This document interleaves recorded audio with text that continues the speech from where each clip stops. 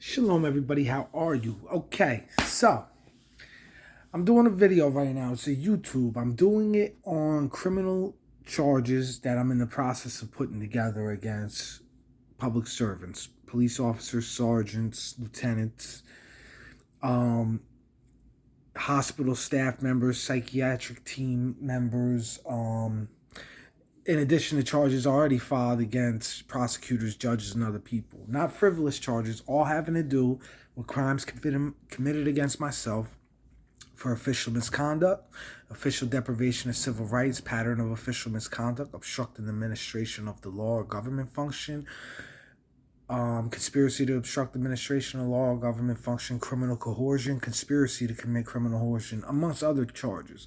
Now, this all initiated in originally 2018 when I was put in jail for a charge I was not guilty of. And because I wasn't guilty and the people in the judicial were trying to protect the corrupt officers that filed the charges, they ended up trying to discredit me and defame me and say there was something wrong with me and that I was uncooperative because I refused to plead guilty to something I wasn't guilty of.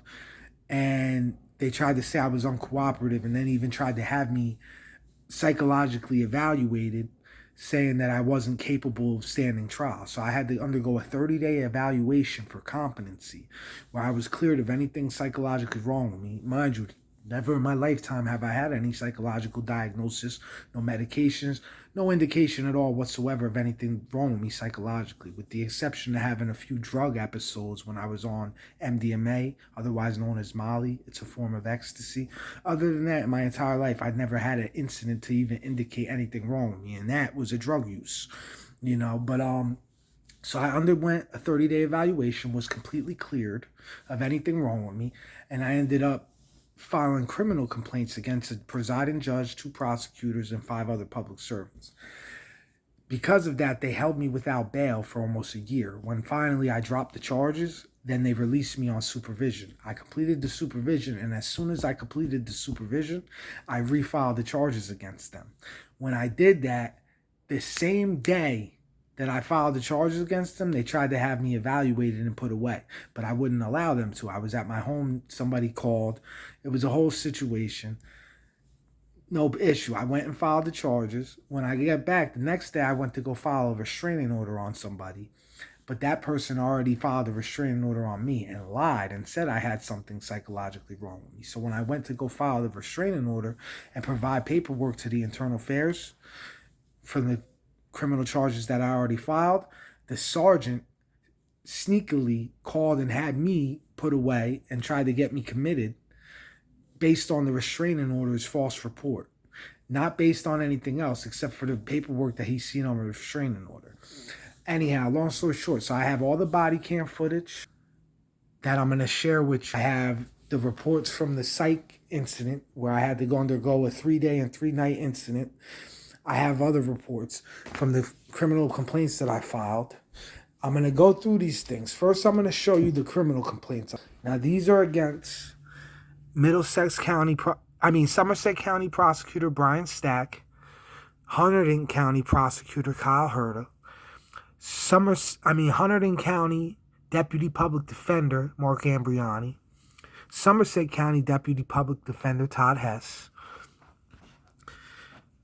Psych Public Defender Carl J. Herman at the main Trenton office, Anthony McNella, Assistant Deputy Public Defender at Somerset County, Louis Mangione, who is a private attorney that was working in an official capacity through the Public Defender's Office,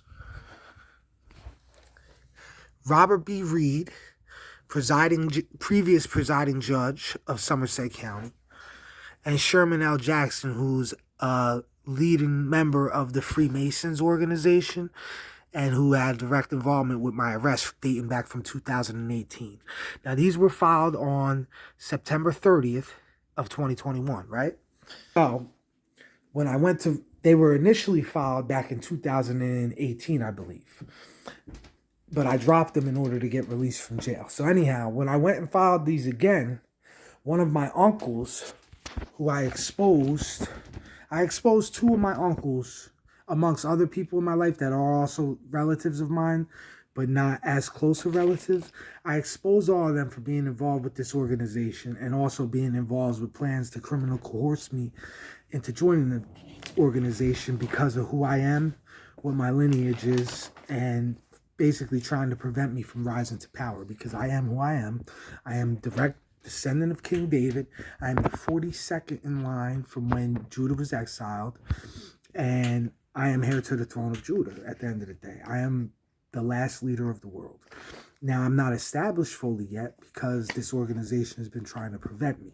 But anyhow, so one of my uncles filed a restraining order on me, and hang on a second.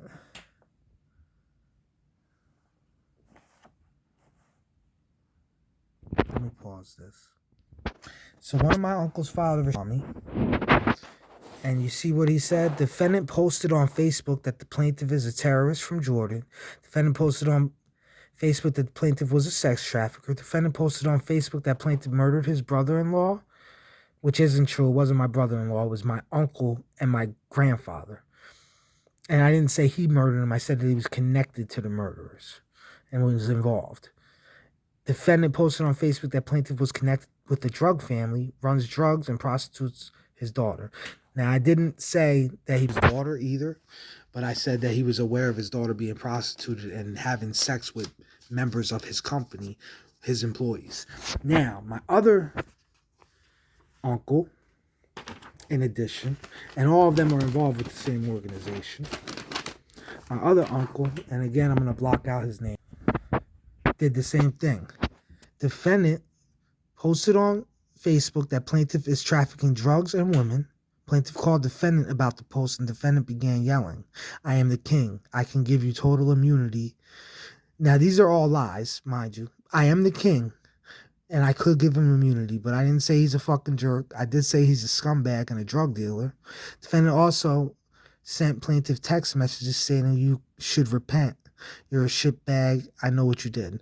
I certainly did say he should repent. I never said he's a shitbag, but I do know what he did. Anyhow, defendant has been posting Facebook several times, claiming that plaintiff is affiliated with mafia, trafficking children and drugs, and has stolen money from his employer. Defendant also demanded plaintiff donate. Anyhow, some of that is true, some of it isn't. He does traffic drugs. He is a launderer of money. He is involved with trafficking of women, possibly children, because he buys prostitutes from people that traffic children. He's at the end of the day, he's guilty. He is connected with the mafia, which I could show you real quick. Hold on, let me pause this again. This is an article from a case, and I'm not showing his name because that's why he filed a thing. But anyhow, this was a 51 person drug bust for organized crime, promotion of gambling, distribution of cocaine and other drugs. And he was one of the people named within this. I won't show his name because if I do, I'll get in trouble. But not only was he named, my mother, my step-grandfather, his brother, many of the people that was involved. Now, my grandmother's not involved. She got arrested for taking bets over the phone for my step-grandfather. His brother, Raymond Killo, is one of the people also directly involved in the organization. So mind you, both of the restraining orders were dismissed. This is one of the dismissals.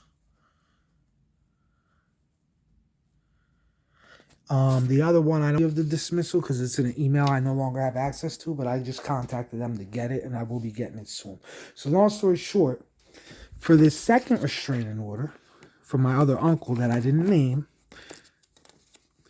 he lied in his restraining order report. First and foremost, he had no grounds or justification for filing a restraining order because I never lived at his address. I stayed with him for a week and some change one time, but I never lived with him. And that doesn't constitute a valid amount of time for him to even be able to file a restraining order on me. But this is what the restraining order.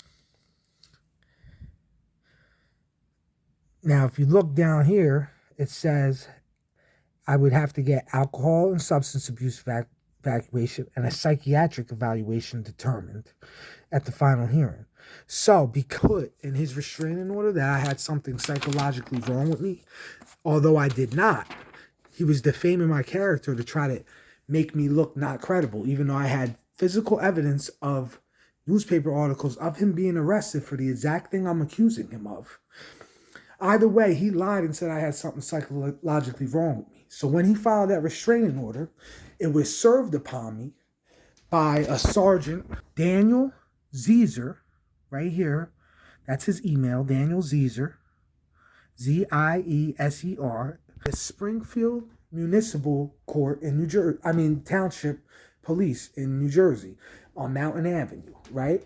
So Daniel Zeezer, reading that report, assuming that what is in the report's true, and my uncle that filed a restraining order, being a very prominent man, businessman in the township of Springfield, Daniel Zeezer took it upon himself when I was going there to provide to Terrorism copies of all of these reports for these criminal complaints that I filed, because it's all connected to the incident of my uncle, my other uncle, the one that I didn't show you, who's a Jordanian terrorist and also part of this Masonic organization who made acts against me at the end of the day. So I was going to file a criminal coercion complaint against him.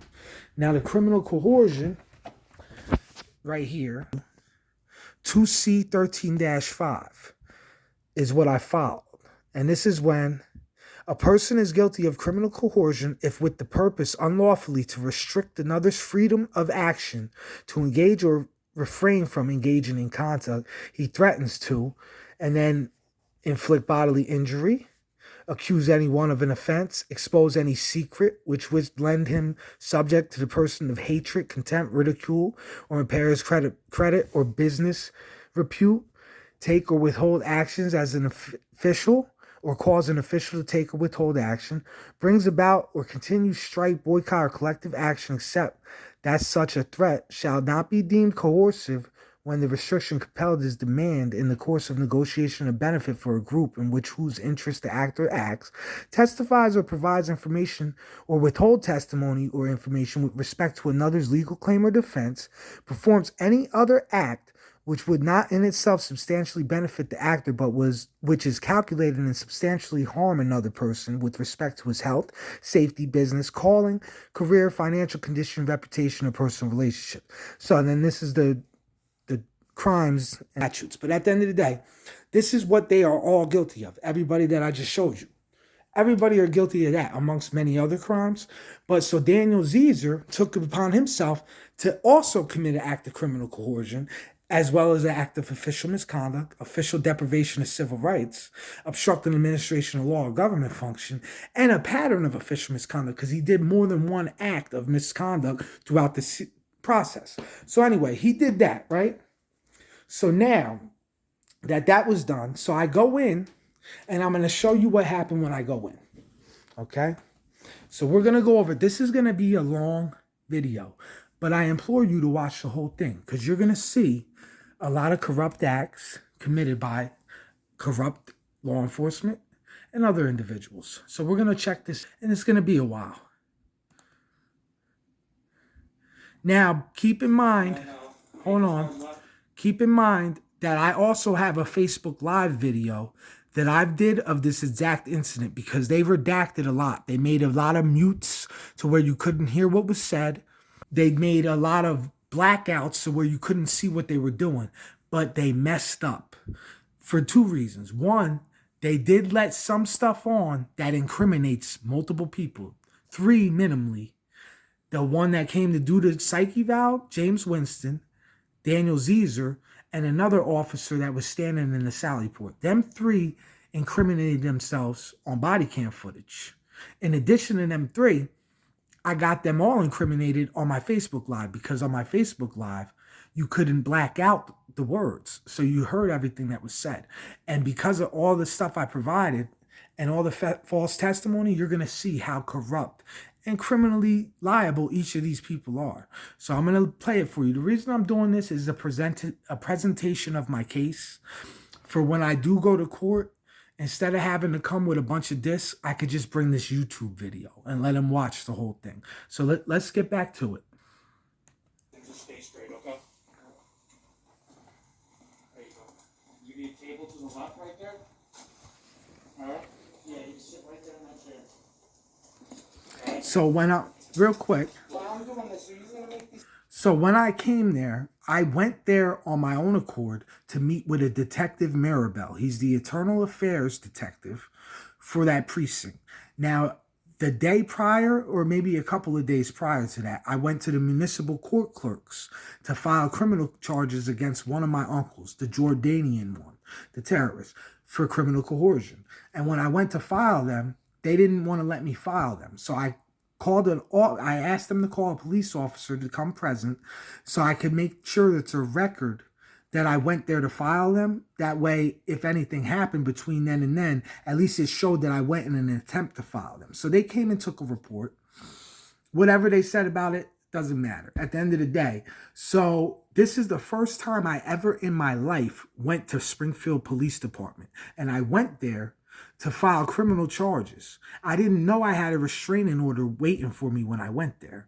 And Daniel Zezer provided me with it. And then I asked him if Maribel was there, because Maribel was supposed to meet me there. But they said Maribel went out on a call. So Maribel wasn't there. So I said, okay, well, I have all these copies that I'd like to leave for him. Can you make the copies for me? All them complaints I just showed you, and I'll show you again. This is what I was bringing for them to copy to give to Detective Maribel. I was bringing it to him personally, but he wasn't present. All criminal complaints, probable cause was found by Honorable Judge Kelleher at the Bridgewater Municipal Court in Somerset County, Bridgewater, New Jersey. Probable cause was found for every one of them complaints to be typed up professionally like that. Every one of them. And they've been being held back in the courts all of this time. Delay after delay after delay. The reason why is because each person in that file is looking at anywhere from 30 to 50 consecutive man years for the crimes they are guilty of. And it's an open and shut case. I don't even have to present myself. They can convict them just off of the audio minutes discs that I provided them from the court proceedings, because everything that they did illegal was in the courtroom. Everything. But anyhow, so I was bringing them because it's directly connected with these other situations. So anyhow, so when they brought me into the back to do these copies, they didn't tell me that they were secretly going to have me psychologically evaluated in an attempt to have me committed. And mind you, I was not a danger to myself or others. I wasn't any threat to society or myself. I was of perfectly sound mind. I was perfectly calm, conducting myself in a perfectly fine manner. There was nothing wrong with me, no visual indications of anything wrong with me. The only reason they put me through that is because Daniel Zezer read the restraining order with the false accusations that one of my uncles made, and Daniel Zezer, being from Springfield and having connections in Springfield, must know my uncle, who is a general manager of Springfield Acura.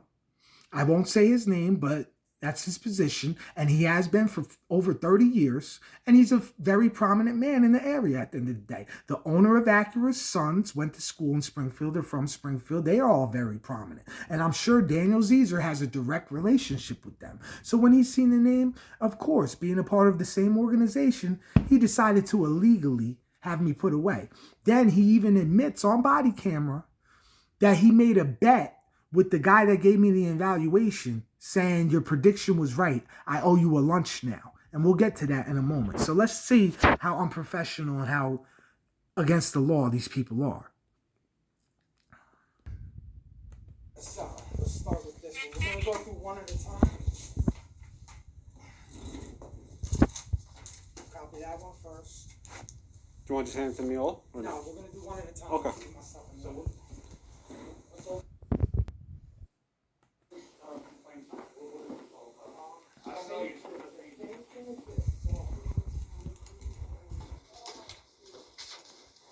Now, all of this is occurring on October 1st, 2021. I believe. Let me double check, though. Hold on. Let me double check. Yes, it was October 1st, 2021. Have Lugo stopping. Pay attention to what he's saying here. Yeah, man. Can you stop in the headquarters? Can you call the first aid squad? Yeah, we're on. Have them stage outside the Sally Port. Now you see that? Let's pause for a moment. So, he already had this plea plan before I even got there. Because I called them and let them know I was coming to meet with Maribel. So before I even got to the police station, they already had planned for me to be involuntarily brought to a psych hospital based on the report that my uncle gave in this restraining order. The false report that my uncle gave in this restraining order. Based on no facts, all lies. Even the restraining order itself was dismissed because there was no grounds or justification for it. It was illegally put in place. The judge who put the restraining order in place, and let's real quick see who that is. I'm going to pause this for a second. All right, so the hearing officer was Fernando Mercado, and the judge was Daniel Roberts. So Daniel Roberts put an order in place, right? Now, he put this restraining order in place without following any of the prerequisites for restraining orders. He didn't ask him how long I lived with him, any of the things that are required to put a restraining order. He didn't ask for any proofs. He didn't find any proofs of me having anything wrong with me. He went off of a lie and then didn't follow any of the prerequisites, because when my uncle came before the judge for the final hearing and the judge asked him, how long was he living with you? And he said, my uncle over-exaggerated and said, I think like 2 or 3 weeks or something like that. And the judge says, I can't enforce this restraining order. I have to dismiss it. He didn't live with you long enough to give you grounds for a restraining order. If the other judge, Daniel Roberts, would have done that, he would have never put the restraining order in place in the first place, and thereby preventing all of this from happening. I would have never got put into a hospital. I never would have got multiple injections, strapped down, catheterized, and gone through all of the damaging things I gone through. And they would have never put these false damaging reports of evaluation based on the words that these people lied and said, which I'll show you after I go through these videos. All of this happened because people did their job outside of the law, illegally, in an act of criminal coercion. So let me continue.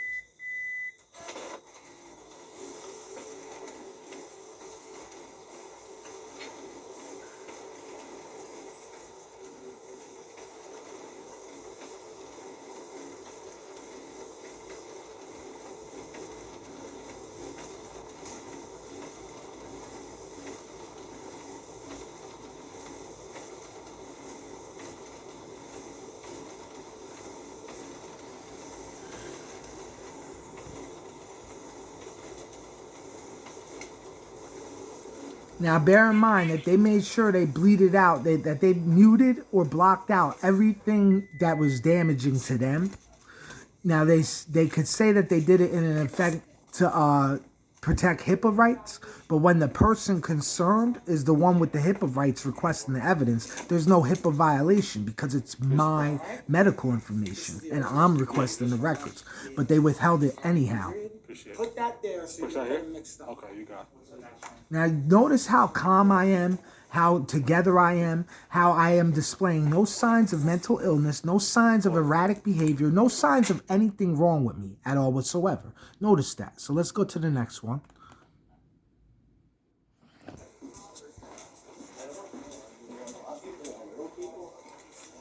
Now, I don't know what occurred in between when he cut off the video and it came back on. That's the thing. They keep cutting it off and putting it back on, hiding incidents. Because he looked very familiar, actually. What's happening? Come on in. You ready to do your All right, let me pause this evaluation? Let me here. first show you. Hold on, I did the wrong pause. Hold on. So let's do this again. Hold on. We'll start fresh. So this is when the guy who's going to do the evaluation shows up. His name's James Winston. Now, he shows up on the summoncing of, I assume, Daniel Zeezer, because he's the one that radioed it. But I believe that they already talked to him in advance when I called and said I was going to be heading over. Because I let him know in advance that I was coming to the police station to meet with Mirabel. And they didn't tell me that there was a restraining order for me. I don't recall anyhow. But maybe they did. I'm not positive. But at the end of the day, they already had dialogue. That's why he cut off the thing. Now you're going to find out later, you're going to hear Daniel Zeezer say to him on audio footage of the body cam that I owe you a lunch. Your prediction was right. So they made a bet and he owes him a lunch because of the prediction, right? So let's just bear that in mind, okay? So this is when he comes in. Now, mind you, I'm perfectly calm, not a danger to myself or others, perfectly of sound mind. So let's continue. Now, this part I have on Facebook Live because I put it on afterwards. You'll see that when the time comes. And then it'll fill in some of the gaps. Because he looked very familiar, actually. What's happening? Come on in. Hello. You ready to do your little evaluation? Let me first show you my 30. So I'm telling him to let me show him a 30-day evaluation that I took in 2018 when they sent me for a competency hearing, trying to discredit me when I was fighting a case that I wasn't guilty of. Yeah, I got the other officer on. He's speaking up. No.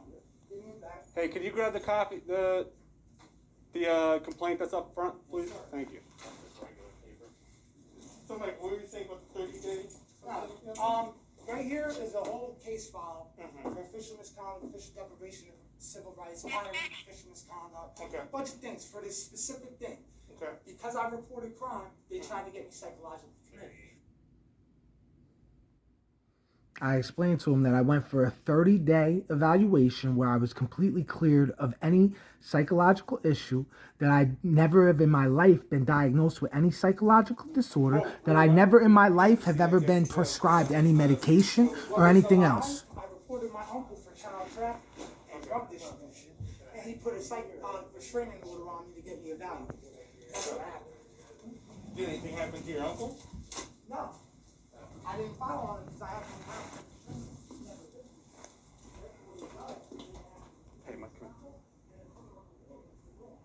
Have them bring the have them bring the stretcher into the sally port. Right into the sally port. Bring the stretcher into the sally port.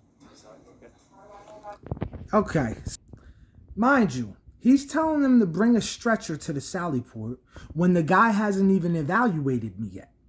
I haven't even received an evaluation yet by this guy who's supposed to do an on-site screening, but he's already telling them to bring a stretcher in.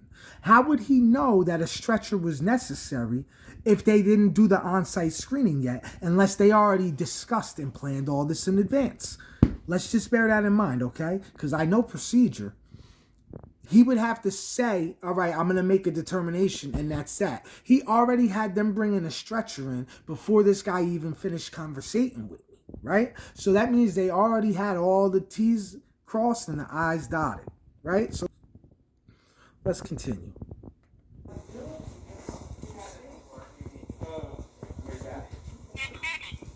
me just show you. This is the original case file that I first filed a couple of years ago when this first began. Let's see where the slightly now is. What is the CDs of? Huh? When are the CDs of? Audio recordings of the hearing when they tried to illegally have me committed by a presiding judge who I have charged. Presiding Judge Robert B. Reed is charged with multiple counts of official misconduct, official deprivation of civil rights, pattern of official misconduct, obstructing administration of law or government function, and other charges. This is a presiding judge. I also have 2 prosecutors charged. This is why they're doing this, just so you're aware. And this is no hallucination or delusion either. These have probable cause found. Okay? So anyhow, let's see. Somerset order. So after you left Trenton, where did you go? I went home. I was released. What do you mean? So what did you do after that? I worked at Ferrara Logistics, All Ports Logistics in Hillside for almost 2 years as assistant office manager, running his entire building. 3 buildings by phone, 3 buildings in email, and also running that physical warehouse all by myself, fully capable without any psychological. I was saying fully capable without any psychological issues. When I was released, I wasn't released under care. I was fully cleared. Fully cleared. What's it called? Safa. Now I'm telling them about the nonprofit organization that I began. I left my job and began starting a nonprofit organization that hasn't gotten off the ground yet, but that was part of my process. As you know, obviously I am who I am, but I also decided to do things in the meantime because the organization of Freemasons, when they initiated me, when I went through my revelation, told me to keep it a secret until it is time. Keep it a secret until it's time. So what did I do? I decided to start a nonprofit and start making some changes in the world on my own. I do, but it's a company phone. It won't let me do all that. But that's fine. I mean, just talking about it is fine. I'll show you my stuff. So, besides starting that company, what else have you been doing to keep yourself busy and all the rest? Posting the crimes committed by pedophiles, rapists, human traffickers, and drug distributors. This is my nonprofit, spiritual-based organization tasked with extending light to those restricted to darkness, guiding the most vulnerable and devalued of individuals through a self-help, foundation-setting program that aims to provide resource and referral for self-sufficiency and elevation. Worthy cause. In a time when all can empathize with struggle and restriction, we've seen what collaboration, goodwill, and sheer drive can achieve. The newfound global insights is the soil in which our organization will grow. We are constituting an alliance. It is only through service that we are absolved. You are needed and you are valued. Be the change to see the change. We are where we are concerned. You have to read the whole thing, but I get the So what's your and your name is James. James. Coincidentally, I got a restraining order hearing coming up. James as well. Okay, so in terms of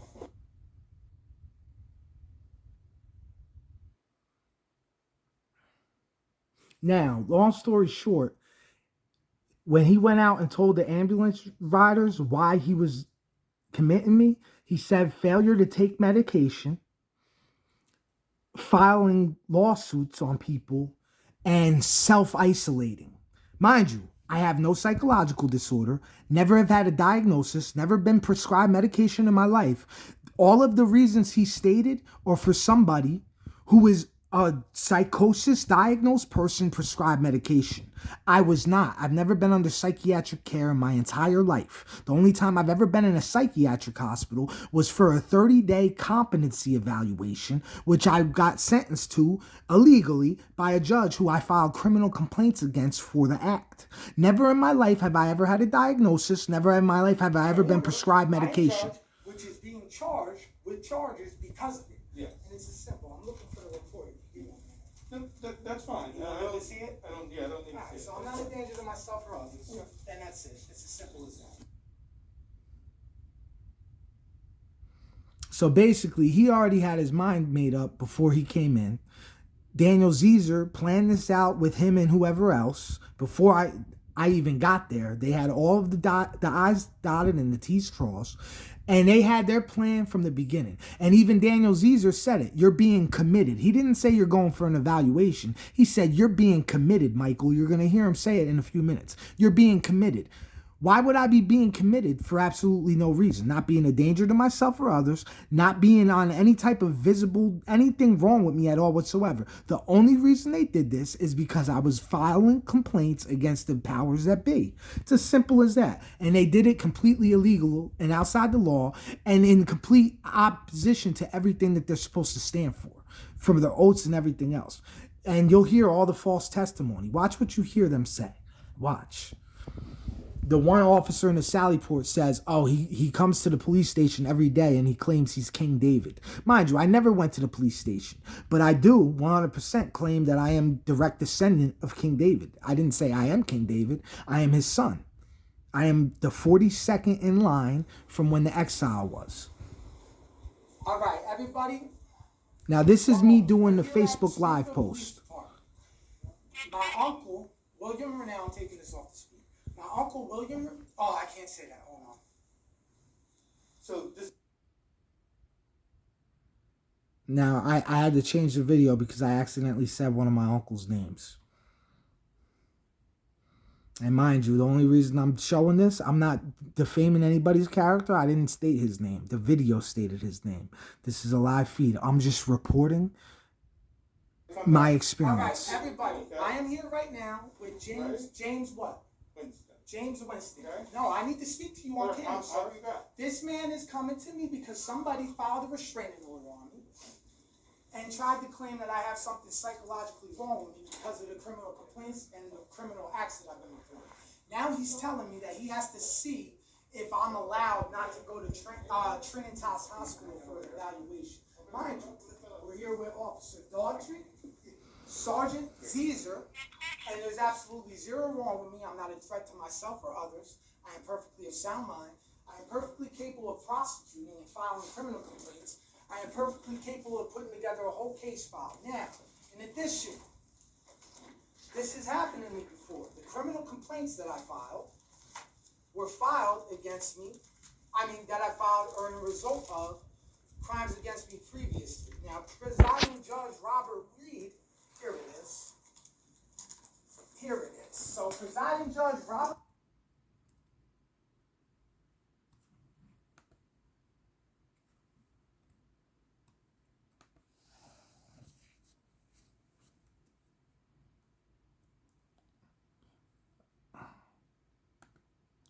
Mind you, we're here with Officer Daughtry, Sergeant Zeezer, and there's absolutely zero wrong with me. I'm not a threat to myself or others. I am perfectly of sound mind.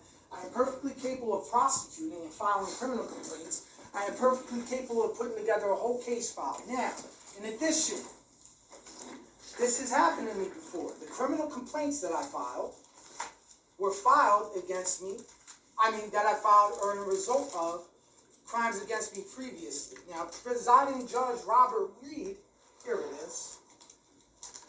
Here it is. So, presiding Judge Robert... Notice how they blocked out everything that helped me. Anything that could benefit me and go against, they're trying to put me away. The things that exculpate me from any psychological issue, they didn't allow me to put. They blocked it out intentionally. But I had this part on Facebook Live, so there's nothing they could do about it. I'm going to show you that last after the rest of this.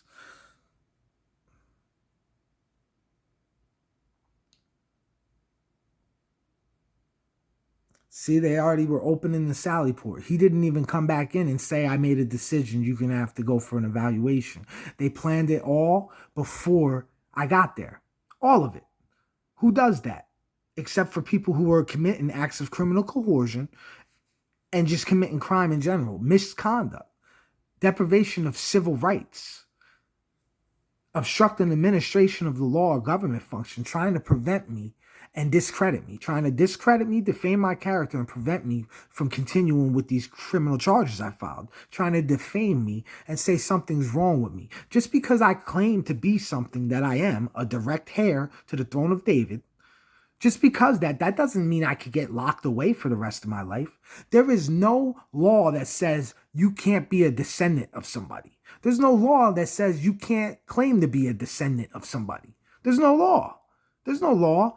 What makes me a danger to myself or others by saying I am a heir to the throne of King David? The only thing that makes me a danger is that they're afraid of me being established in power because they are sick, corrupt, evil individuals that know that their time is coming, and they tried to prevent it by putting me away. That's the only reason. I did nothing wrong.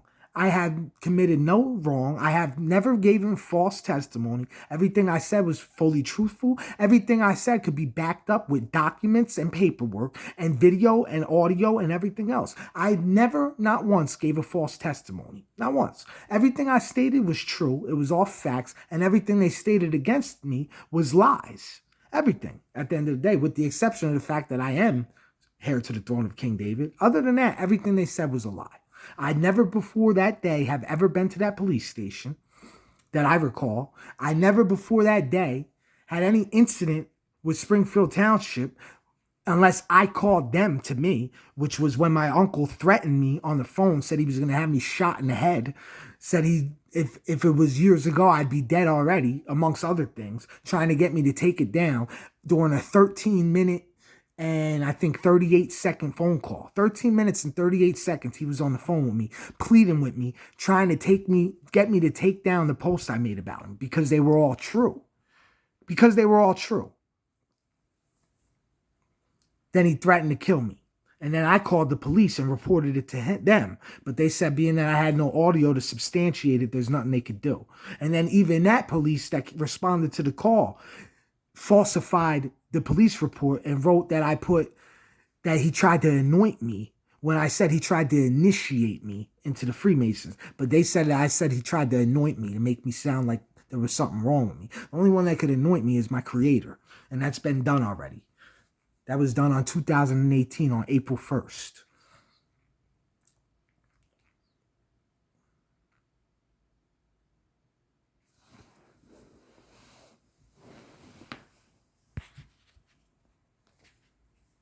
Notice how they blocked out the whole entire me reading of the psych report that exonerates me from having any mental illness at all whatsoever. 30-day evaluation, being monitored 24 hours a day, no psychological display at all whatsoever, fully cleared.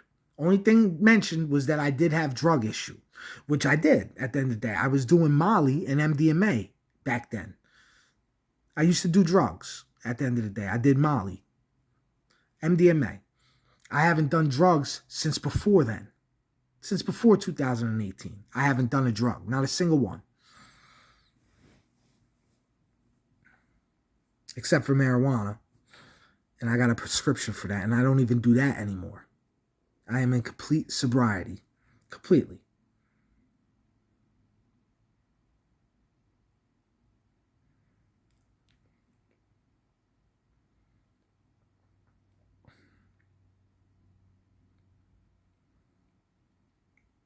Blocked out the entire me reading of it. And they could claim it's for HIPAA reasons.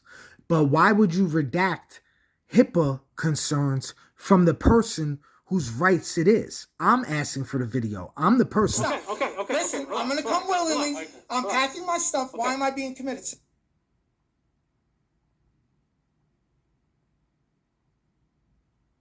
When he came up, you're going to see all this when I show you the Facebook Live video. But he said, you're being committed. And they tried to take me into custody. So anyway, let's continue.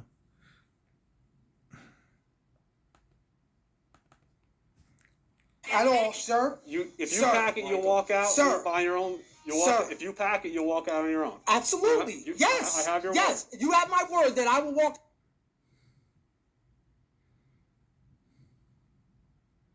Said nothing about HIPAA there, but they redacted it anyway. Please step away from me. Sir, don't touch my bag. I didn't touch your bag. I grazed against it. All right. So for everybody who's not paying attention, this is what's going on. And that's me speaking to the Facebook Live post.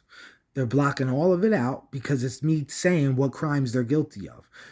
Involuntarily taking me into custody in spite of me not being a danger to myself or others, in spite of me having no psychological disorder, in spite of never being prescribed anything, in spite of all of this, still illegally taking me into custody. And I have a Fourth Amendment right to have my stuff retrieved before we go anywhere. So call my mother right now. Right now. Do you have her phone number? I have a Fourth Amendment right. Yes, I do. I'm going to give it to you. When you do your part, we'll do our part. All right, I'm doing my part. I have a You hear them? Right The only part they've done is commit crimes of misconduct. So I'm going to keep this with me, on me, because I'm not under arrest and I have the right to all my stuff. All of it. Do you want to bring it with you? I'm bringing it with me, and I want my mother to retrieve it. Okay, well, it's going to follow you. It's going to go in the ambulance with you. Okay? That's what I'm trying to tell you. It's going to stay with me. It's going to go with you. Yes, it's staying with you. It has to stay in my possession. That's what we're saying. It will. We're not taking that from you. All right, I need my mother to come. Call my mother right now. Okay. Before we go anywhere, I need to call my mother. Give the officer. We'll get your mother's phone number and we'll call her. All right? Yeah, I'll call her from this phone. Could you just put it on speakerphone and keep packing. Could you just call her for me, please? Yeah, we'll take. Call my father, please. Mike, what's the number? This is ridiculous. Michael, this is against the law. Michael, you know that, you right? asked. Mike, you want me to call your father? Why'd they turn off the mute again? Because I said it's against the law. They are guilty. Please. Guilty. I don't got a phone on me. Listen, all of you here, I'll call. That's fine. It's a. It's a right. It's user violating the law. If he's gonna be cooperative or whatever, we'll take our time. Now you can see Daniel Zeezer's the head honcho running this shit, but there's other people around. That guy in that blue shirt, I don't know who he is, but I got a feeling he's definitely getting charged.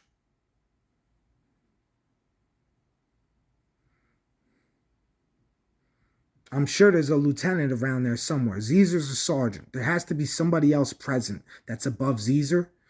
And whoever that is, whoever his supervisor is, I'm charging him too.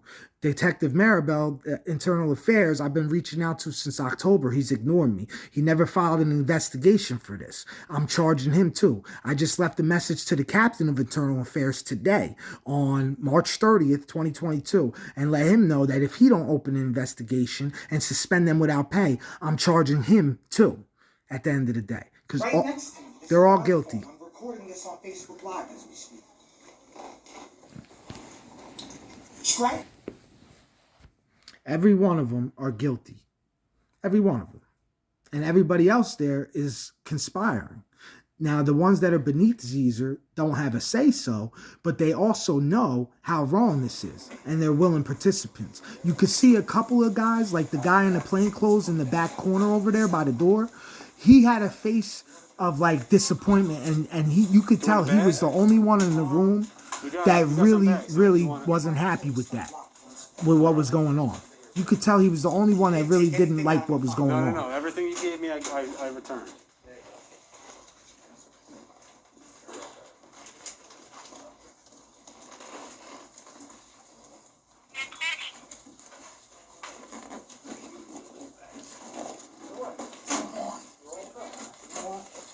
I had so much stuff in my bag that I was struggling to get it back in.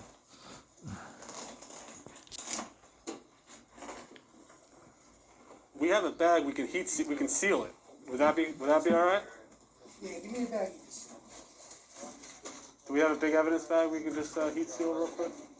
We don't have any all work. Oh, maybe not. I know I'll take it out. Take your time. This is ridiculous. Oh, here we go. Just so you know, what you're doing is completely illegal and ridiculous. All right, Michael, what do you want to put in here? We can seal that stuff. This ain't get a picture. That's the only thing I got. Give me a different. No, I was gonna say, we put Give me a this in there. trash bag. Just give me a trash bag. I'll see that. We'll get it.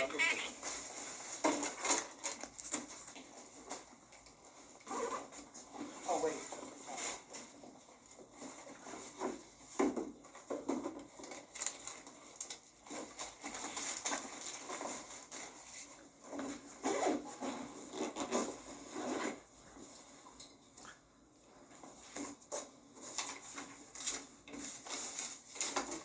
This is what happens when corrupt, evil individuals get a position of authority. I need to contact the judges and let them know you're due to this. I'm not going to probably make it to the, well, I probably will. I'll be honest with you. And if I'm not, we'll be in very serious trouble. Now, notice how calm and cooperative I am, though. Notice that. Notice how I'm calm and cooperative. Can we use this garbage bag, Michael, for that other stuff? Yeah, just give me a That's the second. best we got for it. Take your time.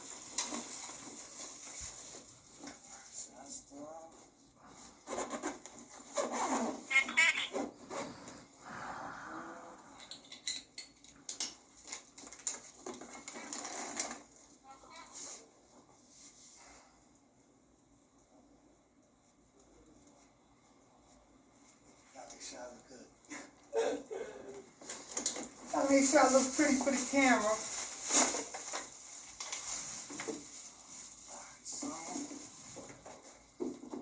Even got a sense of humor in a high anxiety situation. Even a sense of humor.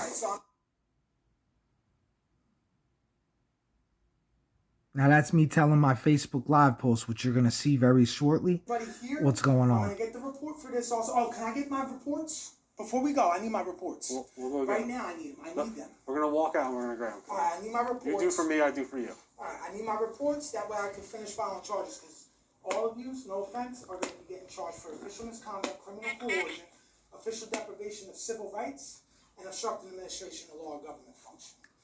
Okay? Give me a moment.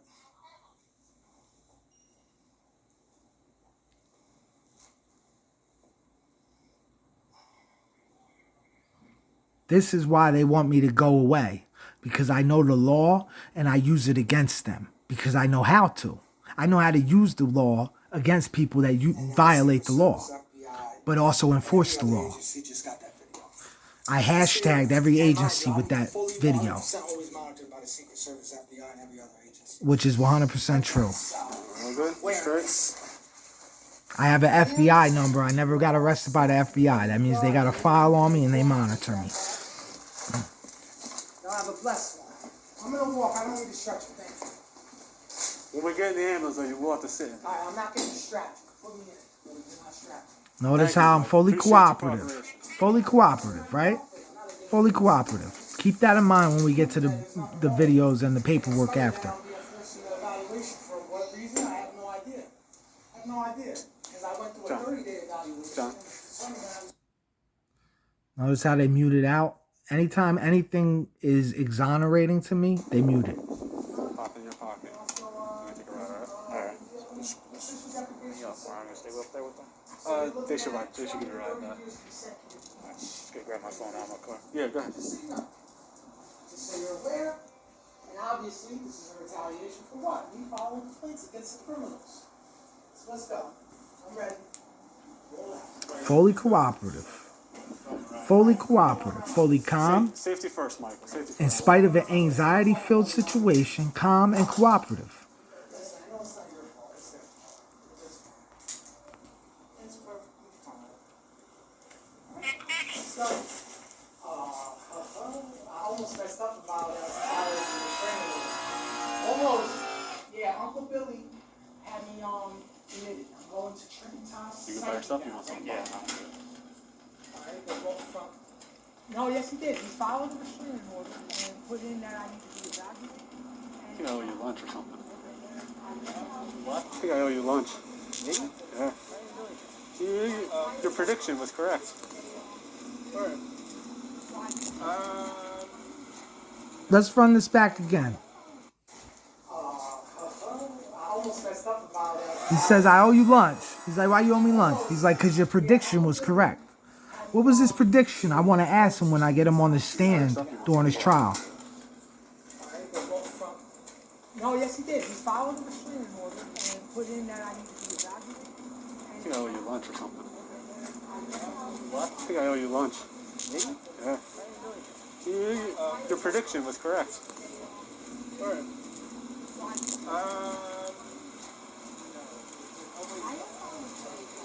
He was talking to James Winston when he said that. James Winston, the guy who put me on the back of the bus for no reason.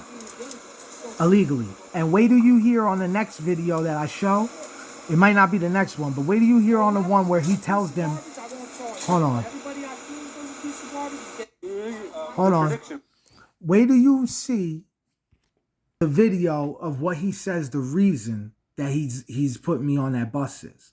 Wait till you see it, because it's a complete lie. I've never been prescribed any medication. I've never been under psychological care at all whatsoever. And everything I was filing was valid. And at the end of the day, within my rights. So he admitted that he was putting me on the bus for no reason that's valid except for the fact that I was filing something against people.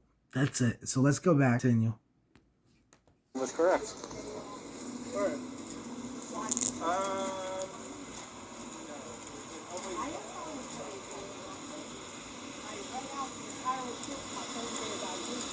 And they still, in spite of it, not being a danger, still forcing me to go through. Another thing. Let me pause that for a second. When I was released, I called Sergeant Zeezer and talked to him on the phone. I asked him, why did he do that? And he said, because you said you were God on Facebook. He said that he had me put in that situation because allegedly, which I never did, allegedly, according to him, I said I was God on Facebook. Never said I was God. Never once. Piece of garbage, I won't charge you. But everybody I feel is a piece of garbage is getting charged. Especially that guy right there. He's finished. 40 plus years you're getting, pal. Winston. My uncle had a dog named Winston. Cigarette, a long time ago. Anyway, so listen. Are you going to do that? What are you doing now? Yeah, that's I'll turn you.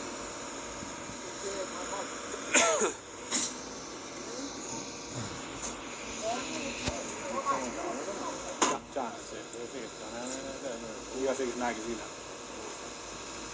Is somebody coming with us? Yes, of course. Why, you can't handle it? Not my day today.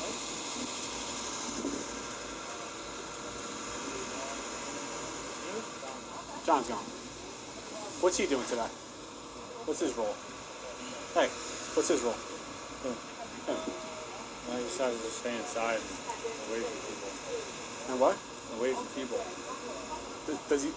Is he allowed to follow the ambulance or no?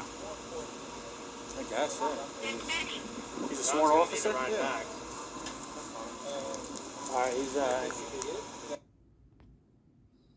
All right, let me pause again. All right, so we're back. Another one. Some of these are just different angle views. So what's your, and your name is James, huh? Coincidentally, I got a restraining order here in Canada, for the James as well. So, in terms of, like, when you left Trent, Brother, they usually listen, give you, I'm not a like, danger to myself or others, Okay. right? That's clear. So, what are you here for? that's what I'm here To determine? alright, taking over JP's taking over my post for now. I'm powering down. Absolutely. Yes. Yes. You have my word that I will walk out on my own, but I'm not getting. Take a good look at James Winston, because he's definitely going to jail for a very long time. Please step away from me. Sir, don't touch my bag. That's the one I was telling you, the Alright, only so one that everybody who's not looked paying shamed attention, about the this is situation. what's going on right now. The one next to him, that guy that just came in the angle, that one white dude, he's the only one that looked like he felt bad about what was going on, because he knew what was going on was wrong. He's the only one. Only one out of everybody in the room that really, truly, you could tell by his facial expression, was not happy with what was happening before his eyes. And I have a Fourth Amendment right to have my stuff retrieved before we go anywhere. So call my mother right now. Right now. I have a Fourth Amendment right. Yes, I do. I'm going to give it to you. When you do your part, Listen, we'll do our all part. right, I'm doing my part. I have a You Fourth have to Amendment walk out. right to You have have to my walk stuff out first. retrieved before anybody touches We'll it. make the call. All right, so I'm going to keep this with me, on me, because I'm not under arrest and I have the right to all my stuff. All of it. You want to bring it with you? I'm bringing it with me, and I I don't- want my mother to retrieve it because I'm not leaving. It's going to He follow. walks around with that backpack It's all going to the go to time. the ambulance. You heard what he just said? Let's repeat it. Let's repeat it. How does he know what I do all the time? On me, because I'm not under arrest and I have the right to all my stuff. All of it.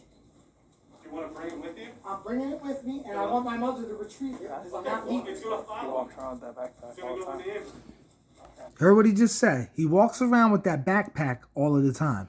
How does he know what I do? Okay? No, it's going to stay with me, or It's gonna go with you, Listen, yeah. No, it has to stay in my possession. That's what we're saying. Look. And it will. We're not taking that from you. All right, I need my mother to come. Call my mother right now. Okay. Before we go When you do anywhere, your I part. need to call my mother. do your part first. Now, I don't know who this guy in the blue shirt is. I want to find out what his title and rank is. Because if he's above the sergeant, then I am certainly charging him.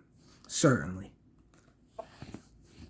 Officer, we'll get your mother's phone number. We'll call. All right? Here, I'll call her from this one. And if anybody knows who this guy is, Could you just call her for me, please? Yeah. No, call my if father. anybody could identify this guy and give me his rank and title, I'd appreciate it. But I'll charge him as John Doe for the time being. Everybody who I don't know the name is going to get John Doe. John Doe. Please. I got a phone on me. Listen, all of you here, I'll call. You want me to call from there?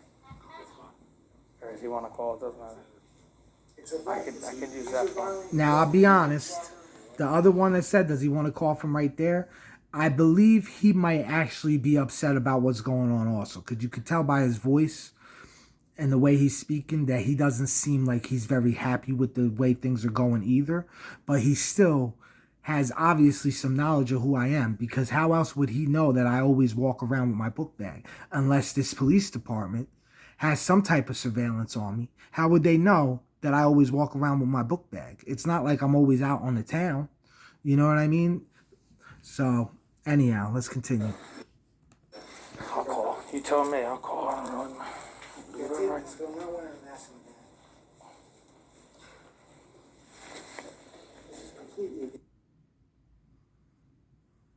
So the two right there, the one wearing this body cam and the one to the left, the only two people that look grieved by what's taking place during this action. Everybody else is happy about it. Everybody else, except for them two.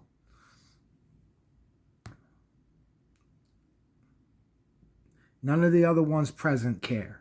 And wait till you hear what the guy in the Sally Port said and lied about. And then when he realized that I was coming out voluntarily, he was like, oh no, don't let him do that. He said, don't let him do that. Then I'm going to have a problem or something like that. I forget what he said exactly, but you're about to find right out. next to me. This is my other phone. I'm recording this on Facebook Live as we speak.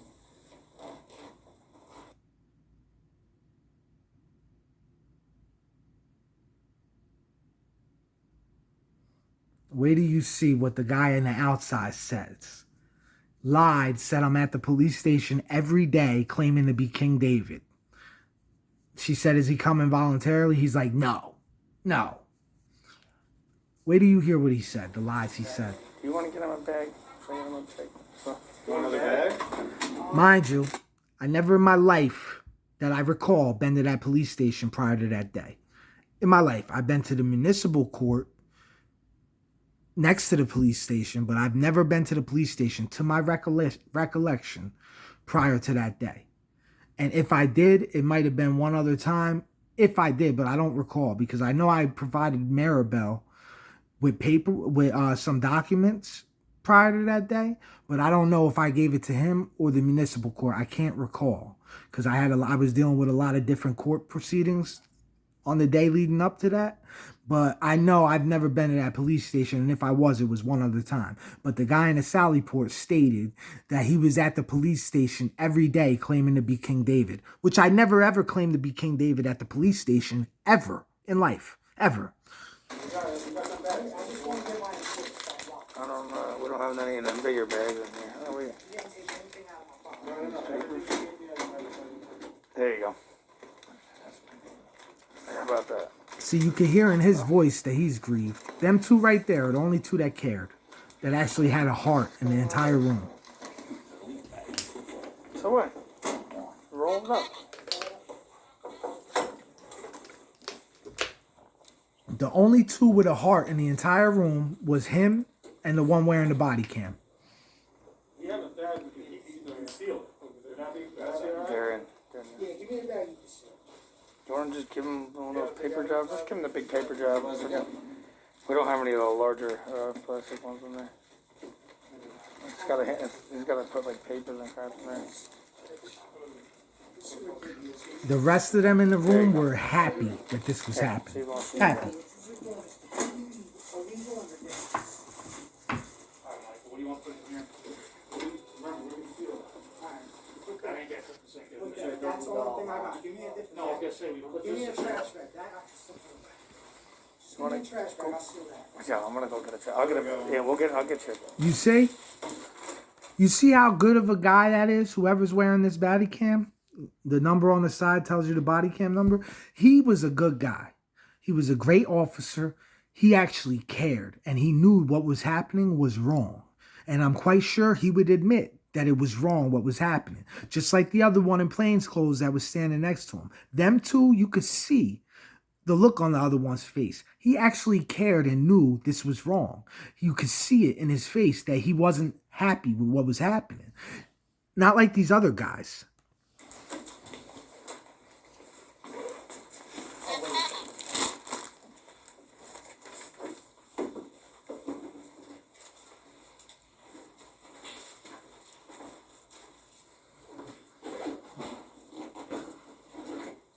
Officer Daughtry was in cahoots with Zeezer with the whole process.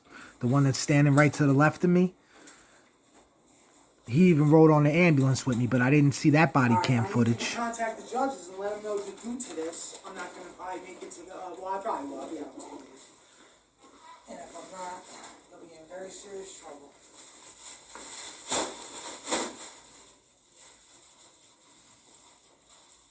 Can we use this garbage bag, Michael, for that little stuff? Yeah, just give me a second. That's big enough.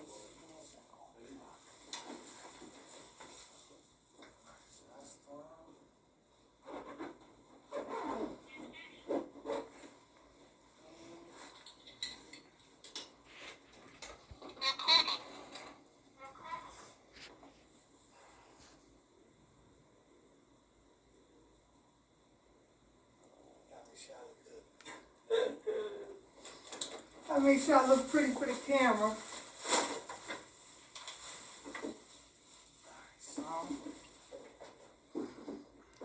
Sense of humor, even in a high-stress situation. Sense of humor. Alright, so I'm getting on the ambulance now. Fully To cooperative. Trenton Hospital for involuntary evaluation. At which point, every single officer, everybody here, I'm gonna get the report for this also. Oh, can I get my reports? Before we go, I need my reports. Right now, I need them. I need them. We're gonna walk out and we're gonna go. Alright, I need my You do reports. for me, I do for you. Alright, I need my reports. That way I can finish filing charges. Because all of you, no offense, are gonna be getting charged for official misconduct, criminal coercion, official deprivation of civil rights, and obstructing administration of law and government function. Okay? Give me a moment. See the look on that guy's face when I said that? He's like, damn, he knows the law. Oh, what did I get myself into? That's what he said. What did I get myself into? That was the look on his face. What did I get myself into? And now the Secret Service, FBI, and every other agency just got that thing off. Just so you're aware. And mind you, I'm fully 100% always monitored by the Secret Service, FBI, and every other agency. Okay. So And that's 100% true. Just to make it clear. It's 100% true that I am monitored by every agency. Why? Because I am the direct descendant of King David, heir to the throne. The 42nd in line from King Zedekiah that was exiled from Israel. I forget how many years ago, but a very long time ago. But anyhow, I'm the 42nd in line. The final heir. If you look on the back of your dollar bill, at the bottom of the pyramid, you see my initials. You see CC, which is a 33, the age when I was fully identified. You see other things that are coded into it as well. At the end of the day, I am who I am. Plus, I could back it up in scripture. My real name isn't my birth name that was on my birth certificate. My real name is Michael Daniel Vito Nicola Sebastiano. My grandfather's name was Nicholas Vito Nicola Sebastiano at the end of the day. My grandfather was originally from Poland, actually, his family. I didn't know that until recently I found out. But at the end of the day, I'm direct descendant of King David, heir to the throne. And they knew that. Not all of them knew that, but anybody that's a part of the Freemason organization that's high ranking knows that. And what is their job to do? To counteract me. And that's what they were doing. But let me continue. And we're all set and ready to go. I didn't leave anything. Fully voluntarily. Fully cooperative. Not agitated, not displaying any signs of mental illness, nothing at all whatsoever. Pay attention. See, they blocked out the camera. Notice they blocked out the camera and didn't show, hold on, and they didn't show the officer that was in the Sally Port. Why is that? Because the officer in the Sally Port incriminated himself. And you're going to hear what he said when I go to the next disc. And I've just proven that there's nothing wrong with it. And in spite of that, I'm being forced to evaluation for what reason, I have no idea. I have no idea. Because I went through a 30-day evaluation, which is something that I was perfectly fine. So every one of you is guilty of criminal coercion, obstructing administration of law and government function, official misconduct, and also, what was the other one? Official deprivation of civil rights. So you're looking at 20 to 30 years consecutive each, individually. Just so you know. Just so you're aware. And obviously, this is a retaliation for what? Me filing complaints against the criminals. So let's go. I'm ready. Roll out. Okay, you still have a seatbelt on, but something around it. Alright, you can put one around my waist. Yeah, safety first, man. Put one around my waist. I'm gonna call my mother one of you. Listen, I know it's not your fault. It's their fault. But it's fine. It's perfectly fine. Let's go. I almost messed up about that. Almost. Yeah, Uncle Billy had me committed. I'm going to Trenton Psyche now, right there. No, you have to get it. Follow the steering wheel and put in that. What?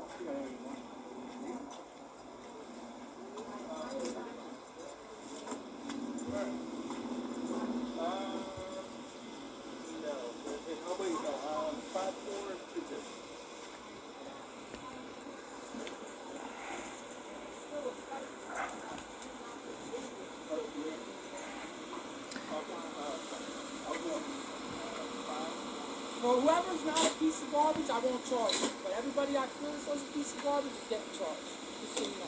Especially that guy right there. He's sick. 40 plus years you're getting, pal. Winston. I'm glad a dog named Winston.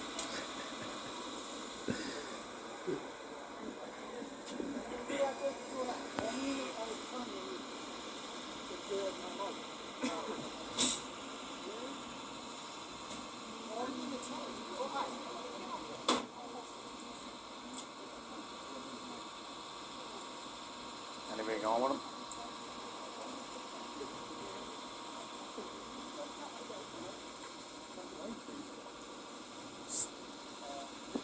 Is anybody going in the ambulance with him?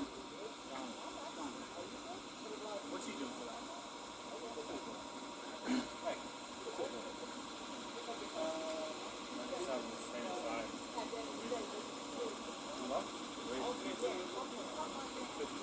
Is he allowed to follow the ambulance?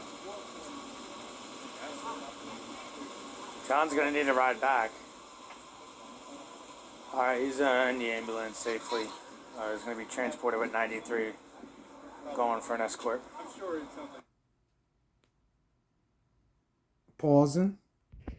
All right. Unfortunately, this one that I'm about to do, I have to do on a cell phone, so it's going to be smaller. So what I'm going to do is I'm going to set it up where, hold on. No. Let me put it back like that. All right. So anyhow, I'm going to set this up. Hold on.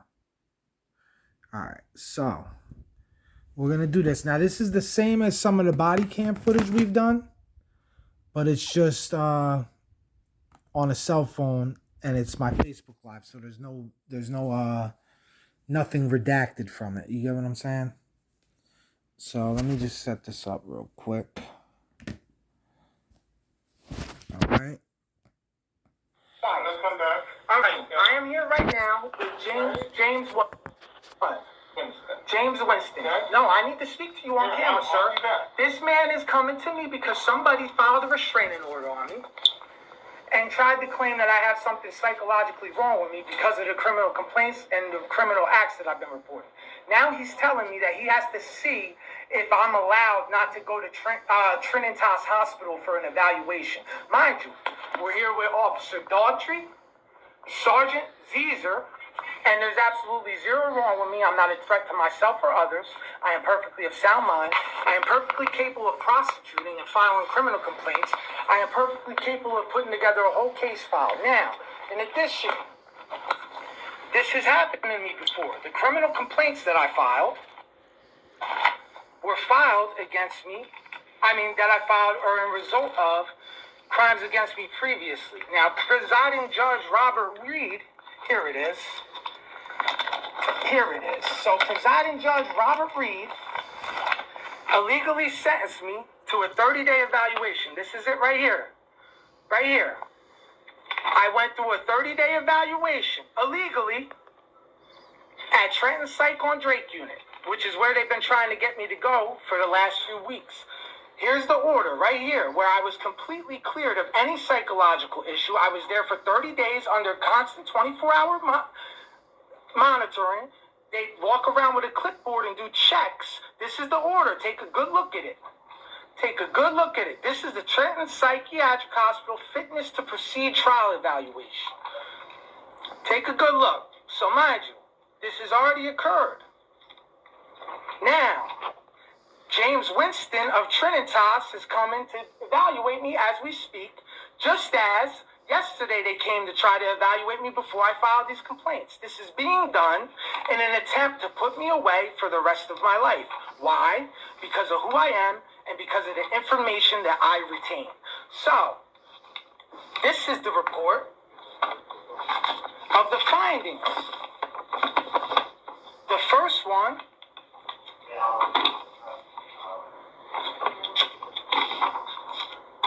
was by Peter Paul, I believe. Is this one it?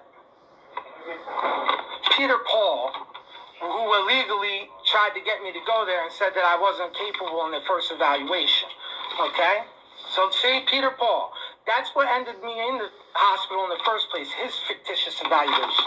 Then this right here is the completion. So, is this man going to try to put me away is the question. Is he going to commit an act of official misconduct, commit an act of official deprivation of civil rights?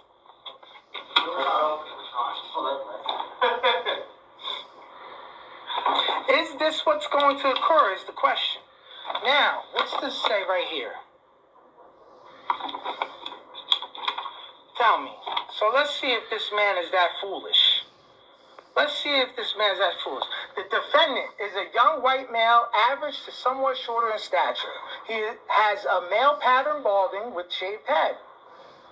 He established good eye contact. Speech is clear with normal tone, volume, and rate. On admission, mood was good, with somewhat expansive effect. However, subsequently, Mr. Cito was predominantly euthymic, whatever that means. He agrees that he likes to impress others. There is no evidence of thought disturbance, no auditory or visual hallucinations, denies history of suicidal or homicidal ideation. Mr. Cito is fully alert and oriented to time, place, person, and his circumstances. He was able to repeat 3 words that he was asked to remember and recall the same 3 words after 3 minutes. No difficult spelling word. Forward and backwards, able to name U.S. presidents in correct reverse chronological order. Donald Trump, Barack Obama, George Bush, Bill Clinton, another Bush. Capable of abstract thought formations based on interpretation of proverbs, similarities. List of medications. Let's see. Mr. Cito does not believe he has mental illness. No, don't talk. He does not believe he requires medication. Mr. Cito has good insight in that at least some of his difficulties were associated with his substance abuse and intoxication state, which I no longer do. Where am I at? As well as resentful characterological traits. Mr. Cito was not prescribed any medications on unit. Staff reports no symptoms that could be suggestive of an active mental illness. He did not display any significant behavior or management problems, except for on one occasion, refusing to comply with the fire drill. However, eventually cooperated with staff requests. You're not giving away my paperwork back there, are you? I hope not. However, eventually cooperated with staff requests to evacuate the unit. Let's continue. A few. During interviews, patient interacted appropriately. He was pleasant, overall cooperative, and compliant with unit routine. He did not display signs or symptoms of an active mental illness throughout the whole 30 days, mind you, that would necessitate involuntary administration of medications. Mr. Cito attended competency restoration group. As per instructor's assessment, he could teach it to the other patients. I was teaching the other people. So, time to go where? Going where? Where are we going? I'm getting committed for what, sir? Excuse me. I'm going to come willingly. I'm packing my stuff. Okay. Listen, I'm going to come willingly. I'm packing my stuff. Why am I being committed, sir? You're being committed. For what? Am I a danger? Psychologist order. Why am I being committed? I want all my stuff packed. I'll pack it first. I'll pack it. I'll pack it. Let go of me. I will pack it now. I will pack it. You have no grounds of justification at all, sir. If you Sir. pack it, you walk out. Sir. You find your own. Sir. If you pack it, you'll walk out on your own. Absolutely. Yes. I have your yes. word. You have my word that I will walk out on my own, but I'm not getting committed. You just said committed. You mean evaluating, correct? Okay. I misspoke. All right. Yeah. Could you strip me and let me pack my stuff, please? Thank you. Please step away from me. Sir, don't touch my bag. I didn't like it. All right. So for everybody who's not paying attention, this is what's going on right now. I am being involuntarily committed in spite of not being a danger to myself or others. Give me my files, please. That's the original record. Now, you see this site thing that I just read out, right, sir? All right, so you know you're going to be charged, right, James Winston? You did mention that. Yeah, all right. Well, you're definitely going to be. Thank you. And I have a Fourth Amendment right to have my stuff retrieved before we go anywhere. So call my mother right now. Right now. I have a Fourth Amendment right. Yes, I do. I'm gonna give it to you. When you do your part, we'll do our part. Alright, I'm doing my part. I have a You have Fourth to Amendment walk right out. to have my Walk stuff out. retrieved before anybody touches it. We'll make the call, right? Alright, so I'm gonna keep this with me, on me, because I'm not under arrest and I have the right to all my stuff. All of it. You wanna bring it with you? I'm bringing it with me and I want my mother to retrieve it, because I'm not leaving. It's gonna follow you. It's gonna go with the ambulance. Okay. Okay? No, it's gonna stay with me or my mother. Listen, it has to stay in my possession. That's what we're saying. It will. And it will. We're not taking that from you. Alright, I need my mother to come. Call my mother right now. Okay. Before we go anywhere, I need to call my mother right You're now. getting there first. Give the officer, we'll get your mother's phone number. Here, I'll call her from this phone. Could you, Put it on speakerphone and keep could you just call her for me, please? Yeah. No, call my father, please. Mike, what's the number? This is ridiculous. Mike, This is what's your against the law. Mike, You know that, you have, Mike, you want me to call your father? Yeah, 732 Alright. 688 Yeah. 0483. Call him right this second while I'm here, please. I'm done. Listen, all of you here, I'll call.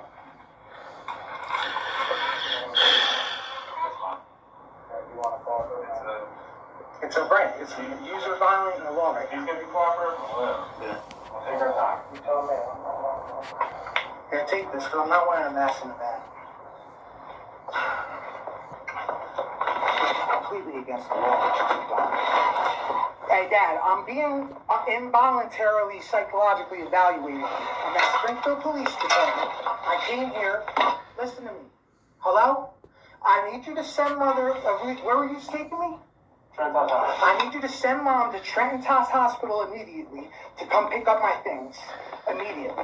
And I need you to call me an attorney immediately, because they're involuntarily bringing me, in spite of the fact that I'm not a danger to myself or others, which is against the law. I just read them the entire evaluation from my 30-day commitment, where they did the same thing, involuntarily sent me for 30 days, and the findings after having a. It's right next to me. This is my other phone. I'm recording this on Facebook Live. Trenton Toss, call Mom right now. Trenton Toss Hospital in Elizabeth? Trinitas.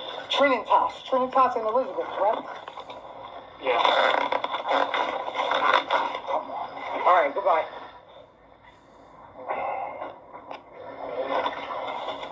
All right, I'm gonna have to take this book back out. I mean, this out. Take that in. You want a bag? You got something? I just want to get my important stuff locked in this bag. You didn't take anything out of my file. No. Everything you need, I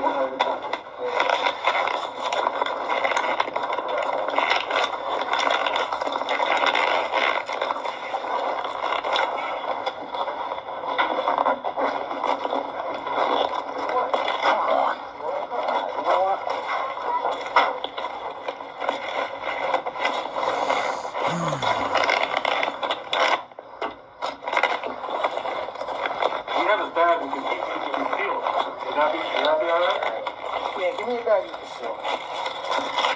We have a big evidence done, we can just, we don't have any I know what I'm taking out. Come on, son of a bitch. This is ridiculous what you're doing now.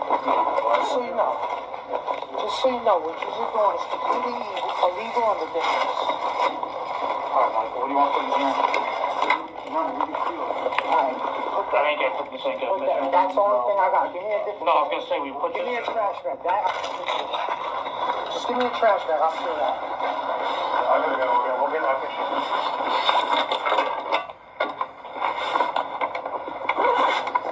Oh, wait.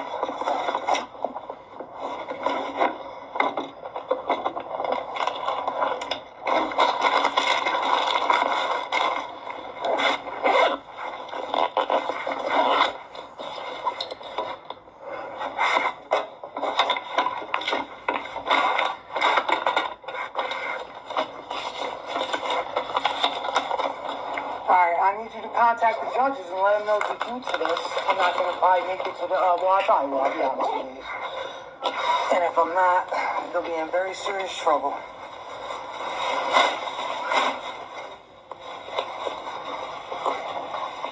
Do we use the driver's light, Michael, for that other stuff? Yeah, just give me a second, please. Give me a second.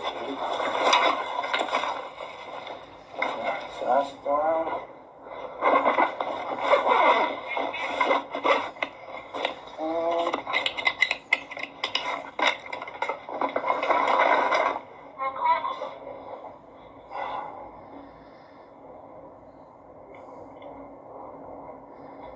make sure I look good. Gotta make sure I look pretty for the camera. Alright, so.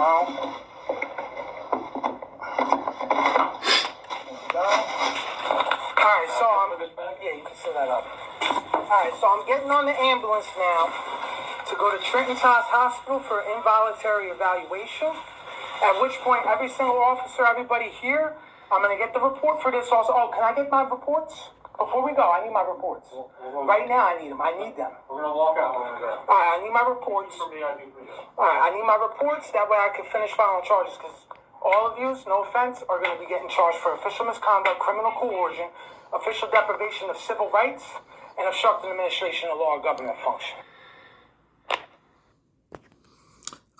So, that's where we're at so far. I'm about to go to some more videos on the second disc of body cams, and you're going to see some more horribleness. But you got the gist of the crime they committed against me that day. So let me continue. Let me pause it for a moment.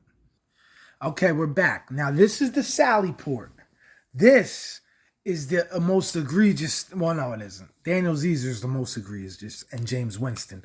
But wait till you hear what this guy does. All right? Wait till you hear this. So let me turn this around.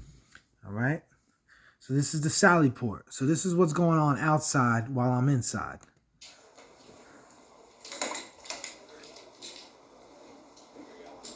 Huh? Yeah. You good in there?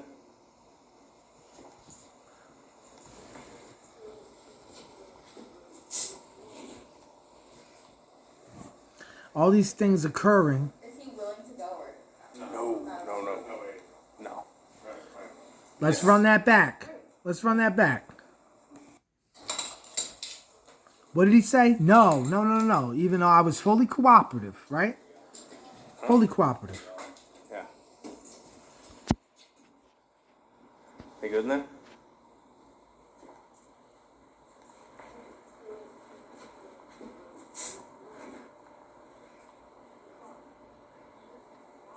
Is he willing to go or? No. Yeah. Great. Love that. Both of them said no. Lying. Let's do it one more time, just for good measure. Just for good measure.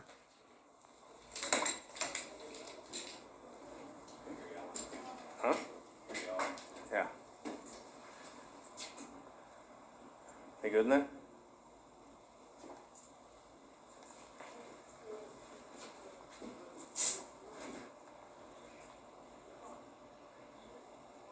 Is he willing to go or?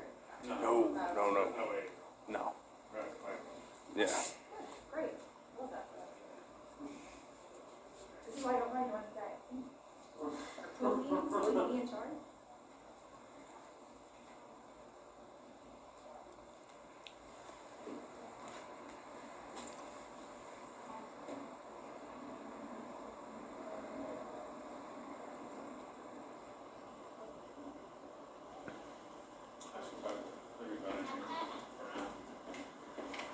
So I'm charging both of them officers. Both of them. But the one with the body cam is the one I'm most interested in. Wait till you hear what he says next. Completely lies. Completely lies. Fabrications that cannot be substantiated at all whatsoever and can actually be proven wrong. He said specifically that I am at the police station every day claiming to be King David. I've never been there before that ever in my life, to my recollection. Ever in my life. And I never went there in my entire life claiming to be anything at all whatsoever. Except for a person prosecuting criminal individuals. It's the only thing I ever claimed to be at a police station. Don't matter what I do on my social media. Never once did I go to a police station and say, hey, I'm King David. Never once. I don't deny who I am, but I didn't go there. Did I send them emails about my stuff? Absolutely. When I went there to go and prosecute, I did. Yeah, absolutely. And I am 100% heir to the throne of King David. No question about it. I will never deny it because it's 100% the truth. And I have physical proofs. Let me just pause this. I have physical proofs, spiritual proofs, scriptural proofs, and every other proof to back it up. But that doesn't make me a danger to myself or others. Certainly isn't grounds for anybody to be locked away unjustifiably. So let's continue.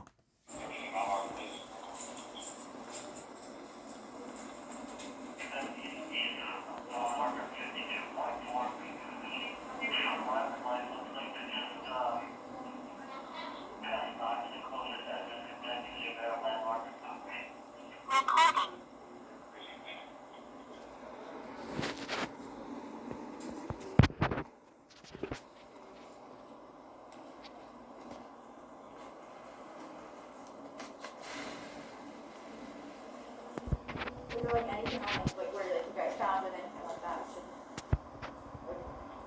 Where did you find him, or like how did he get here? Oh, he comes there every day complaining about he's King David and a tribe and all kinds of stuff. He's trying to file complaints against all these people and stuff like that. So let's repeat it. Let's repeat it. Let's repeat that. Let's repeat it. Where did you find him, or like how did he get here? Oh, he comes there every day complaining about he's King David and a tribe and all kinds of stuff. He's trying to file complaints against all these people and stuff like that. So let's do this one more time. Where did you find him, or like how did he get here? Oh, he comes there every day complaining about he's King David and a tribe and all kinds of stuff. He's trying to file complaints against all these people and stuff like that. Comes to you.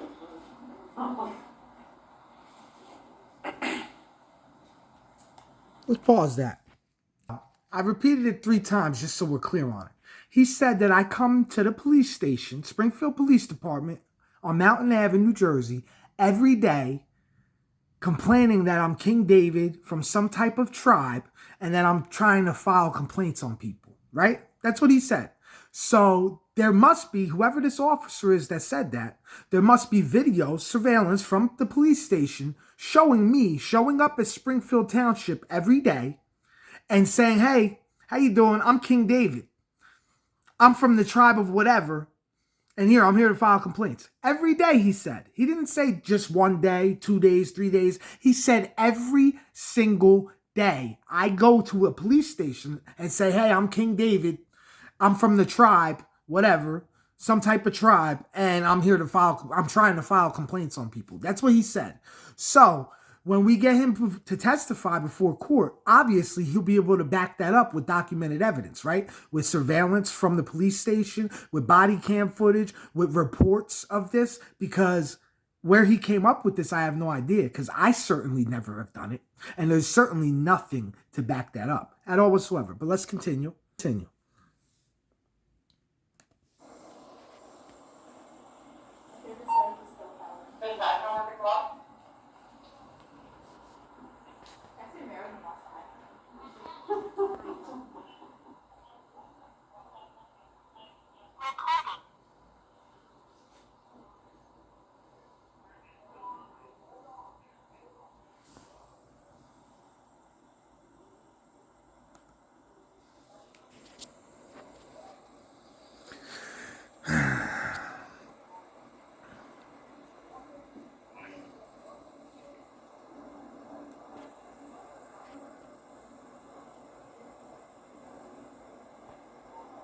He knows he's cornered. He knows he's cornered. He's on Facebook Live. Oh, yeah. Yeah, he was on Facebook Live in the lounge.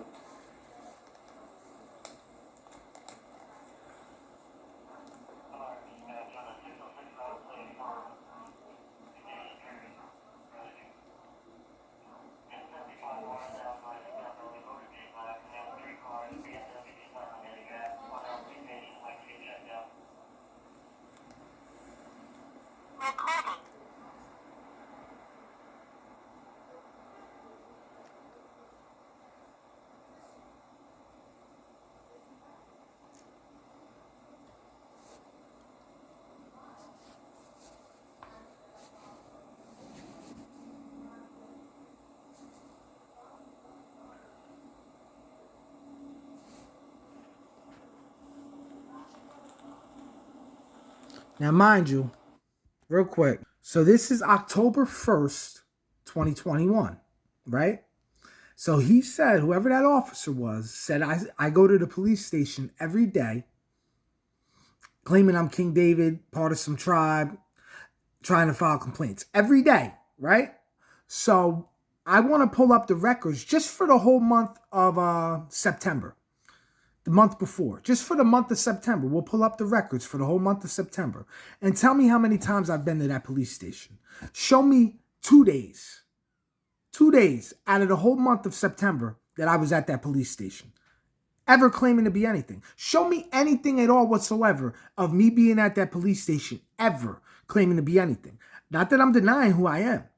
And when I called police to report my uncle for threatening me, absolutely I said who I am. When I went to file complaints against my other uncle for criminal coercion, absolutely I said I was who I am, because I am.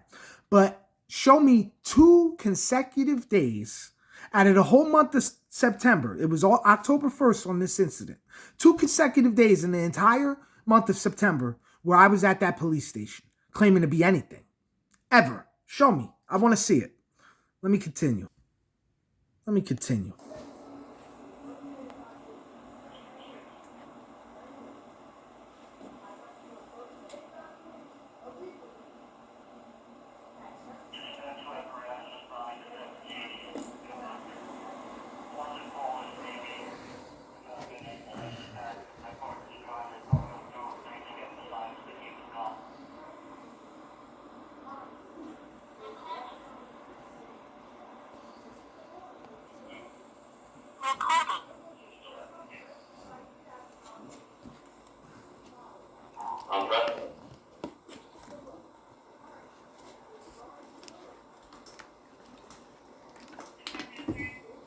Good.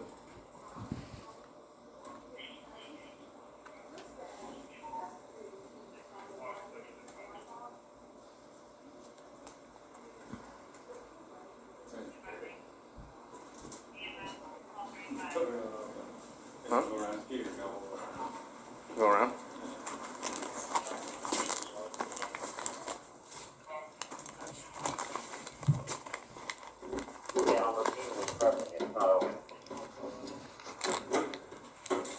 That's mine. Yeah, I think maybe the actual rolling door needs to be closed, I think.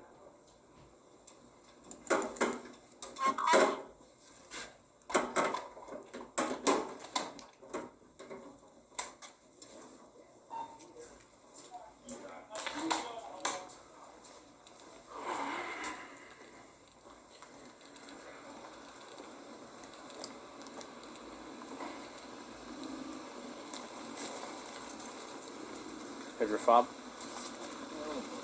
I got mine.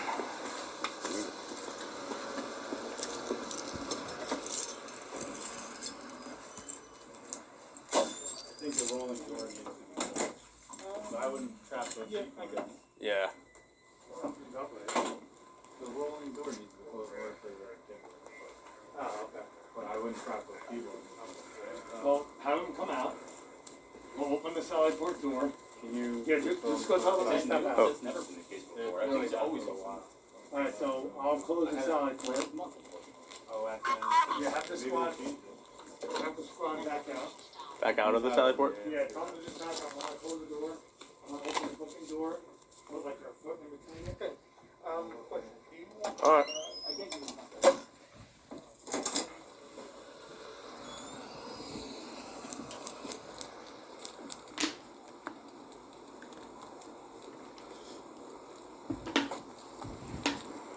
Alright, so apparently this door doesn't open until this door closes. So we're going to have you guys back out. And then they're going to shut the door. And I think the plan is they're going to open that door and just put their foot in between it. And then we'll try to get you guys back in here. Okay. As long as we don't break anything. There we go.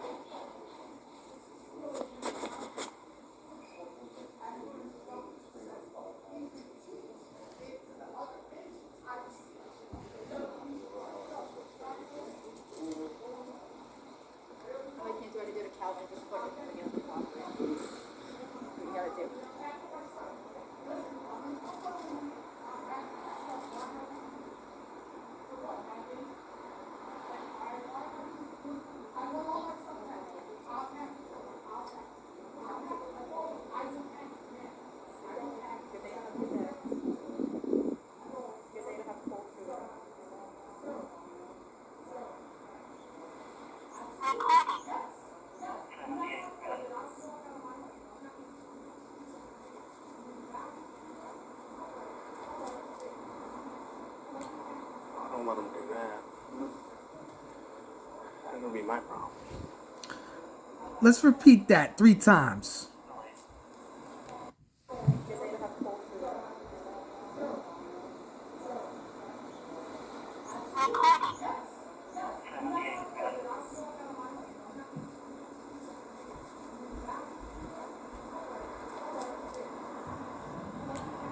Don't let them do that. That'll be my problem. 3rd time. Don't let him do that, then it'll be my problem. It is your problem.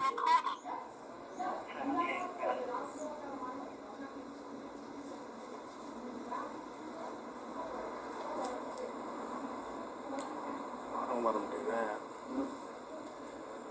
That'll be my problem. Hear what he said? And mind you, it ended at 10:16. So we'll say, you know what? We're going to do it a 4th time just because it's his problem. Just because it's his problem, we're going to do this one 4 times. Let's go. Let's do it like that. Let's do it like that. Don't let him do that. Then it'll be my problem. That's what he said. And it is your problem. Don't let them do that. That'll be my problem. So, why'd he say it'll be his problem? Is it because he lied to the EMSs? Him and his partner both said, when they said, is he coming voluntarily? Oh, no. No. He's here every day saying he's King David. And he lied multiple times. And you know what, officer? It is your problem. It is your problem. So let's continue. It is your problem.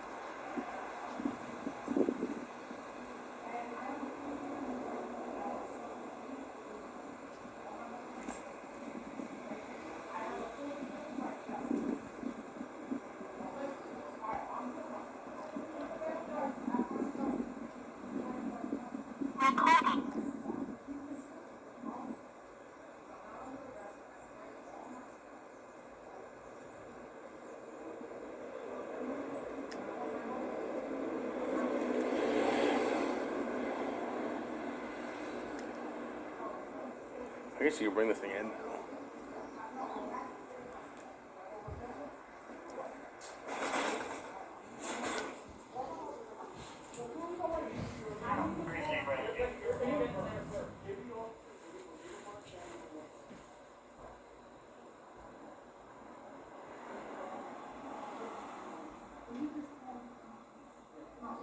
Notice that the boxes that are open are 1 on that one and 3 on the other one. 3-1. 1-3.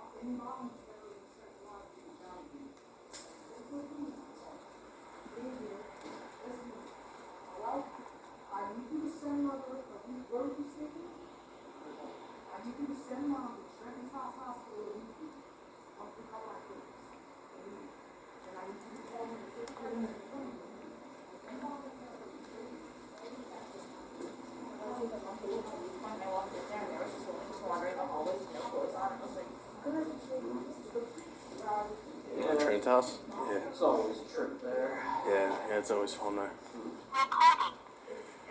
Right, hid behind Joe Voorhees. He's on my crew, and I like hid behind him. I'm like, if someone's gonna come at me.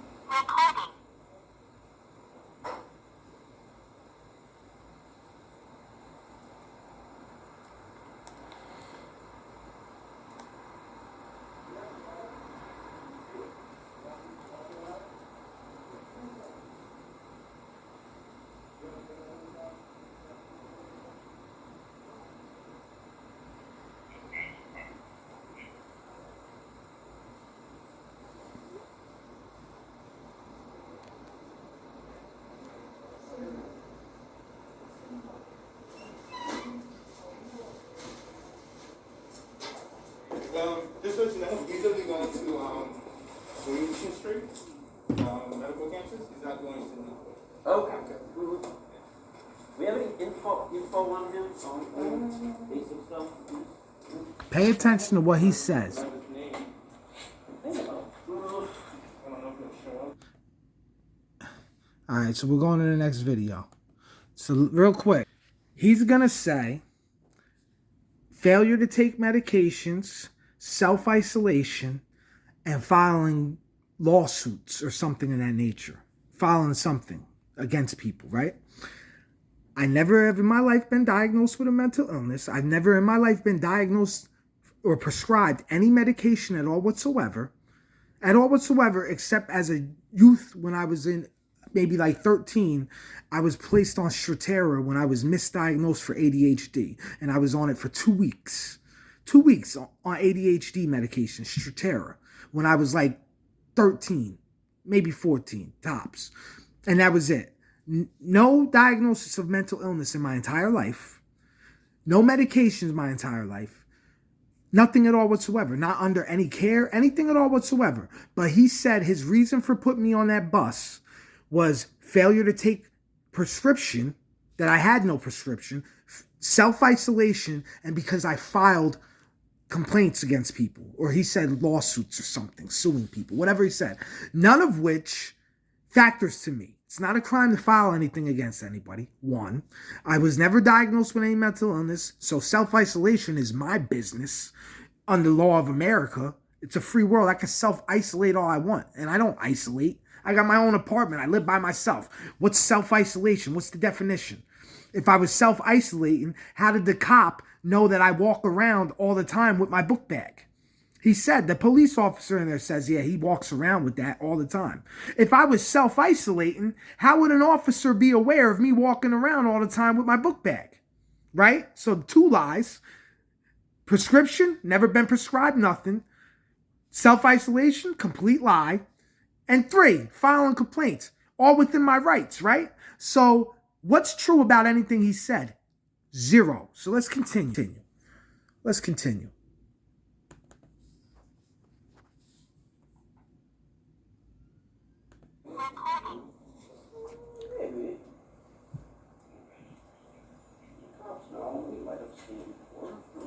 I think someone was at the house yesterday. I'm not sure if you guys came out. His last name is Cito. Let's pause this for a second. The day before, September 30th, right before I was about to get on an Uber to go and file these complaints right here, and let me just show you again. Complaints that were filed on 9/30/2021 at the Bridgewater Township Municipal Court, right? So the day before, right before I went to file these, a psych screener named Bill Anderson came to my door with multiple officers from the Springfield Police and attempted to do an evaluation on me because of this restraining order. Now let me show you it.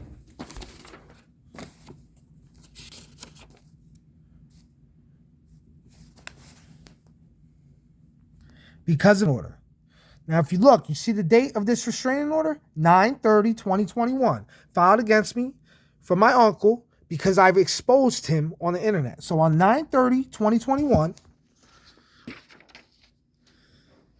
Bill Anderson from the Trinitas, along with people from the police department, came to try to do an evaluation on me.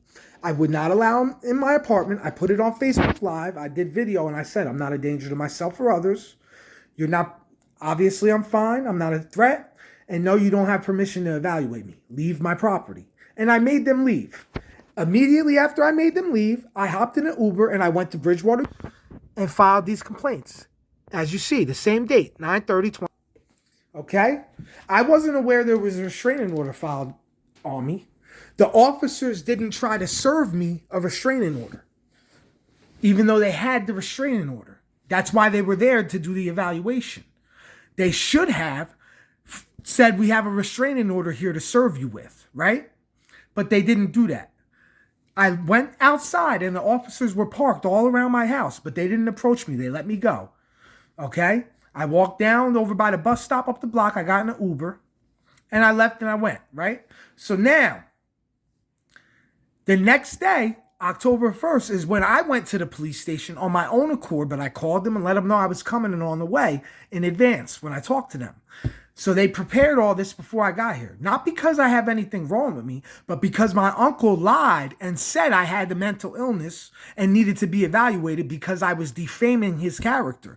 But it wasn't defaming his character because I had evidence proving that everything I say is valid. He's been arrested and charged for this. He's in the newspaper, and I'm going to show you it again just to reiterate the newspaper article, right? Just to show you again, just to reiterate it, just so we're clear that nothing I said was false. Is the newspaper, the Chronicle, or whatever it's called. This is the date it was published, Saturday, March 26, 2005. This is a list of all the people involved. And at the very bottom of it, I'm not going to show you it and hold the same thing again, but at the very last line of the article, my uncle's name. For cocaine, gambling, distribution, connecting to an organized crime family. The very things that I put in the Facebook post, the very things that he said I was making up and that I had mental illness. He's been arrested in 2005 and charged and was publicly displayed in a newspaper, okay? And you know what? I am going to show it because it's public knowledge and there's nothing illegal about it. So I am going to show it. I'm going to show his name. I'm going to show it. So let's show his name, right? Now, name, just so we're clear. Let me do this nice and good. Right there is his name. Right there. Right there. Okay? Right there. Drug and gambling charges. Drug and gambling charges. Okay? That's the date.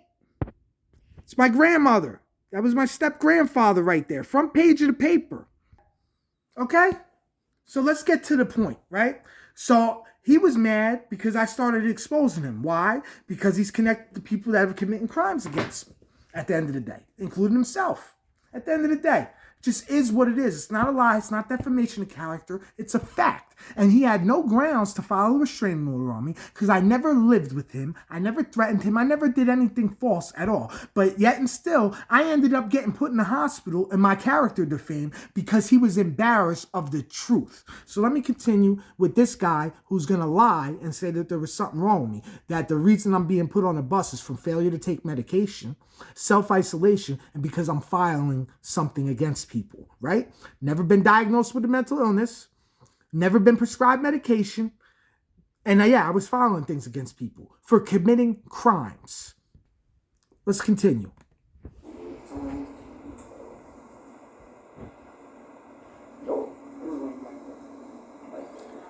So what just happened where he said nope is he put my name in the system because they have a name. They have a record of all people that got psychological things in their computer. I didn't come up for anything. Do you know why?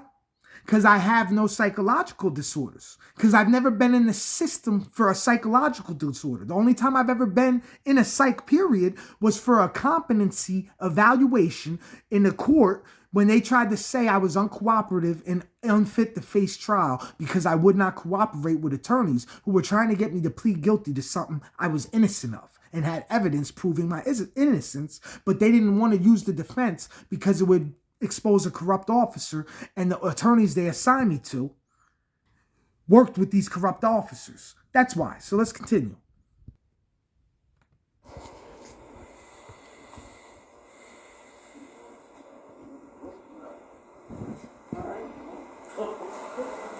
That's all they really is. I think it's 33.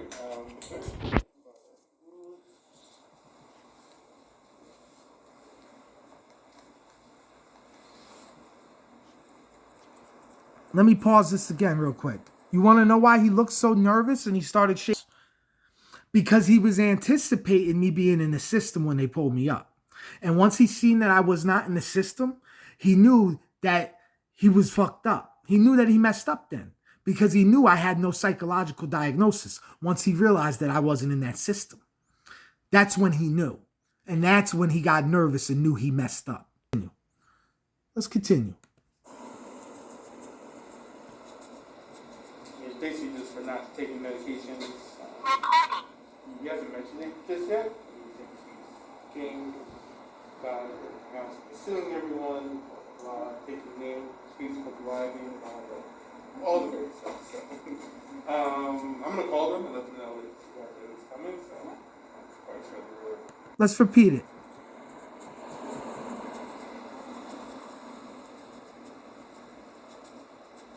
It's basically just for not taking medications. You haven't mentioned it just yet.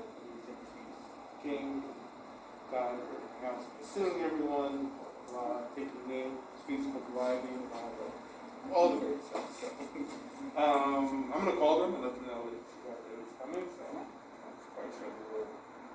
I'm pretty sure.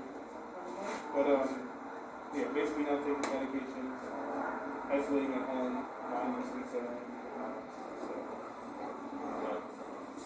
So let's do that again.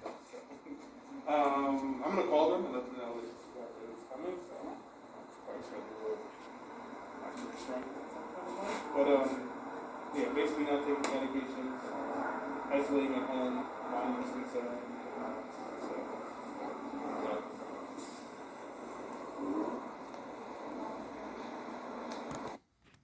I repeated each excuse twice. The first one was not taking medications, saying he's king, and suing everyone, filing charges, right? So I repeated that twice. The second one was not taking medications, isolating at home, and other stuff, basically. So now I'm going to repeat the whole thing one more time, just so we're clear on what the alleged reasons were. None of them against the law. Pretty much every one of them invalid. So let's one more time, okay? James Winston. James Winston. It's basically just for not taking medications. You haven't mentioned it just yet. King, God, suing everyone, taking name, speech, driving, all the great stuff. So, I'm gonna call them and let them know it's coming. So I'm quite sure they will. I'm pretty sure.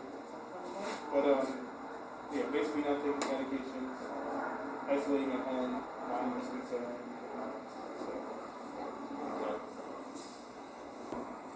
Okay, now, he said he hasn't mentioned this to me yet, but saying he's king. So he said I was king, that I was saying I was king. So that was his evaluation, part of the reason, me saying I'm king. Is it illegal to say that I'm of a royal lineage? Does saying you're of a royal lineage make you psychotic? Is that a committable comment? Can you be committed for saying anything at all whatsoever that isn't threatening or putting somebody in danger? What is me saying that I am King David's heir heir to the throne of David, have to do with me going into a mental institution? Why should I have to go into a mental institution because I say I am of the lineage of King David? Why? Is there a crime in that? Am I a danger to myself or others because I said I am a descendant of King David? So what does that have to do with anything, right? Me self-isolating at home, if I was, which I wasn't, because obviously the officer inside said he walks around with his book bag all of the time.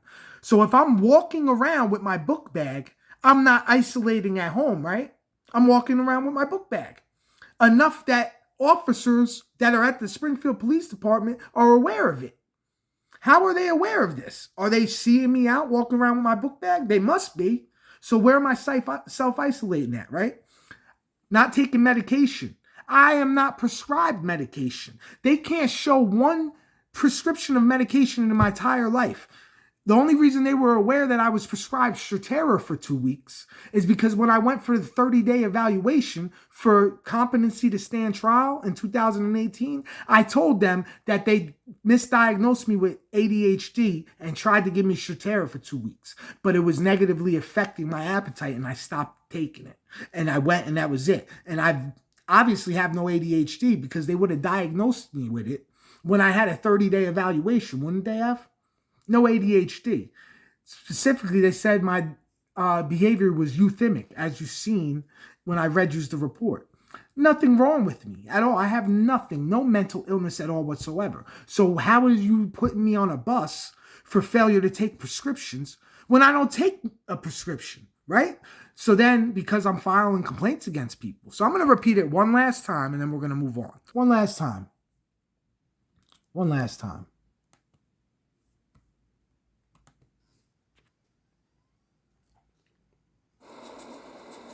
It's basically just for not taking medications.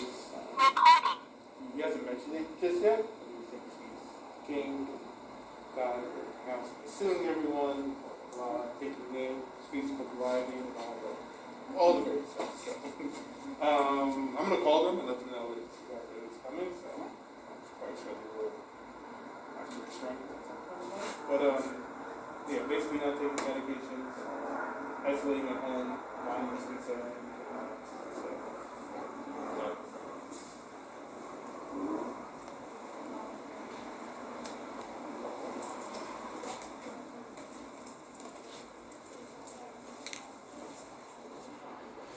James Winston at Trinitas Hospital in Elizabeth.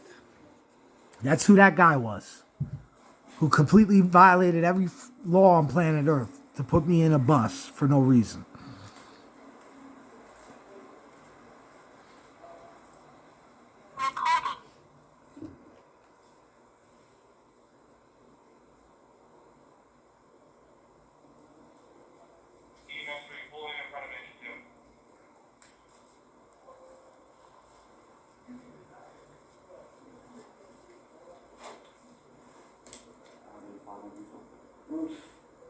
It's the one that freezes all the time.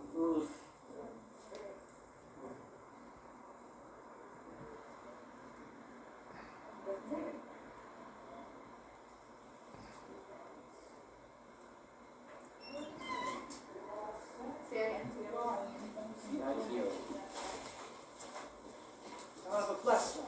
I'm gonna walk. I don't need to stretch a thing. We're gonna get in the ambulance so you can go up the stairs. I'm not.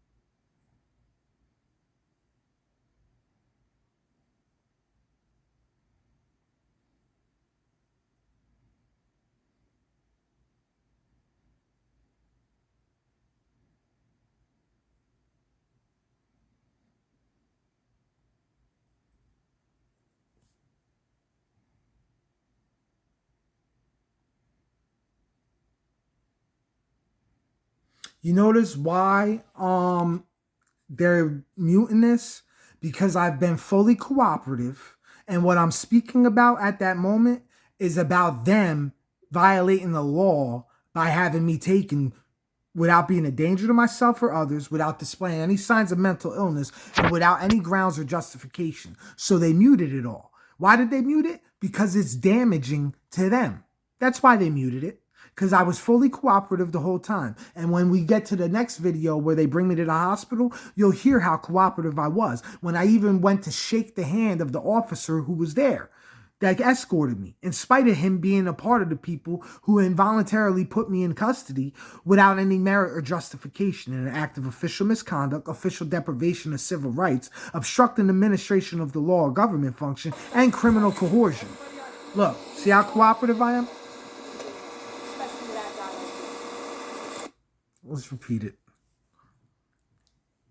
I said everybody that's here that I feel as though is a piece of garbage, I am going to file criminal complaints again. Especially that guy right there, James Winston.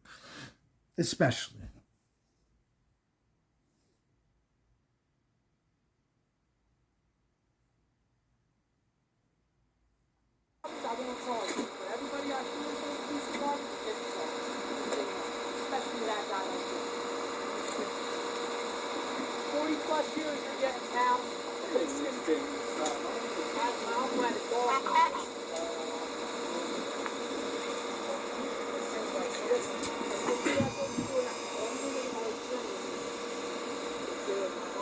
Perfectly cooperative. Hold on. Perfectly cooperative. Voluntarily got on. No dispute. No bad behavior. Nothing irrational. Nothing out of the norm for my behavior on any of these videos thus far, right? Nothing to indicate any issue at all whatsoever. Obviously not happy about what they did, but fully cooperative, right? Fully cooperative, calm, polite, very, very nice considering what they did to me, right? No issue at all whatsoever. On the ambulance, no problem. On the phone, calling my mom to let her know what happened. No problem at all whatsoever. Everything I did was 100% cooperative, calm. I displayed no sign of mental illness. Nothing odd about me. Nothing that stood out that would indicate anything wrong. Nothing at all. Nothing at all. The only reason I was in that situation was two reasons. One, because my uncle lied and made a false report against me for a restraining order to prevent me from keeping up damaging evidence against him on social media, because I had evidence against him. It's not like I made up lies. I have evidence against him. Evidence. But let's continue. Let's continue.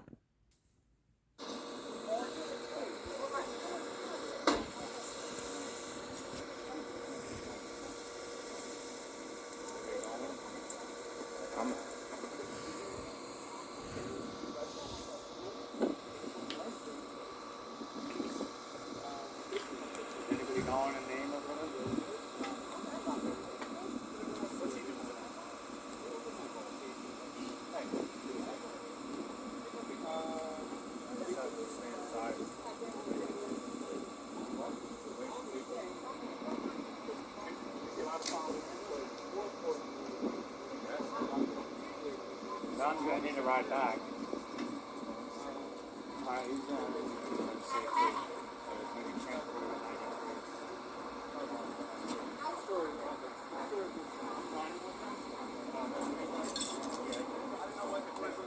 You grab your car. Follow in. All right? We got it. He doesn't want to charge off.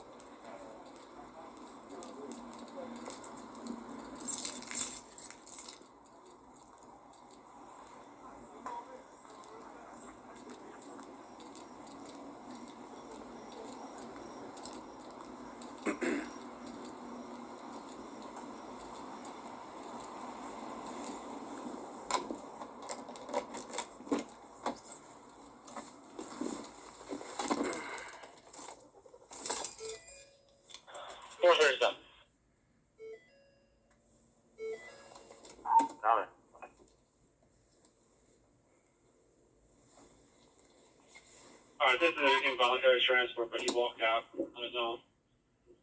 9-3 is going to ride in the squad. 9-7 is going to follow the line of control car. All right, let's repeat that. Let's repeat that.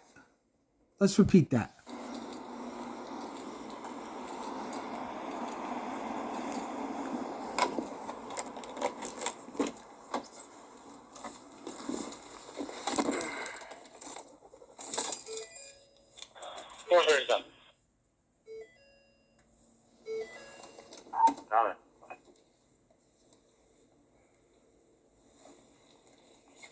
Alright, this is an involuntary transport, but he walked out on his own. 9-3 is going to ride in the squad. 9-7 is going to follow behind the patrol car. No. 9-3 is going to ride in the squad. Let's repeat it one more time. Hold on. 9-7 is going to follow. Got it.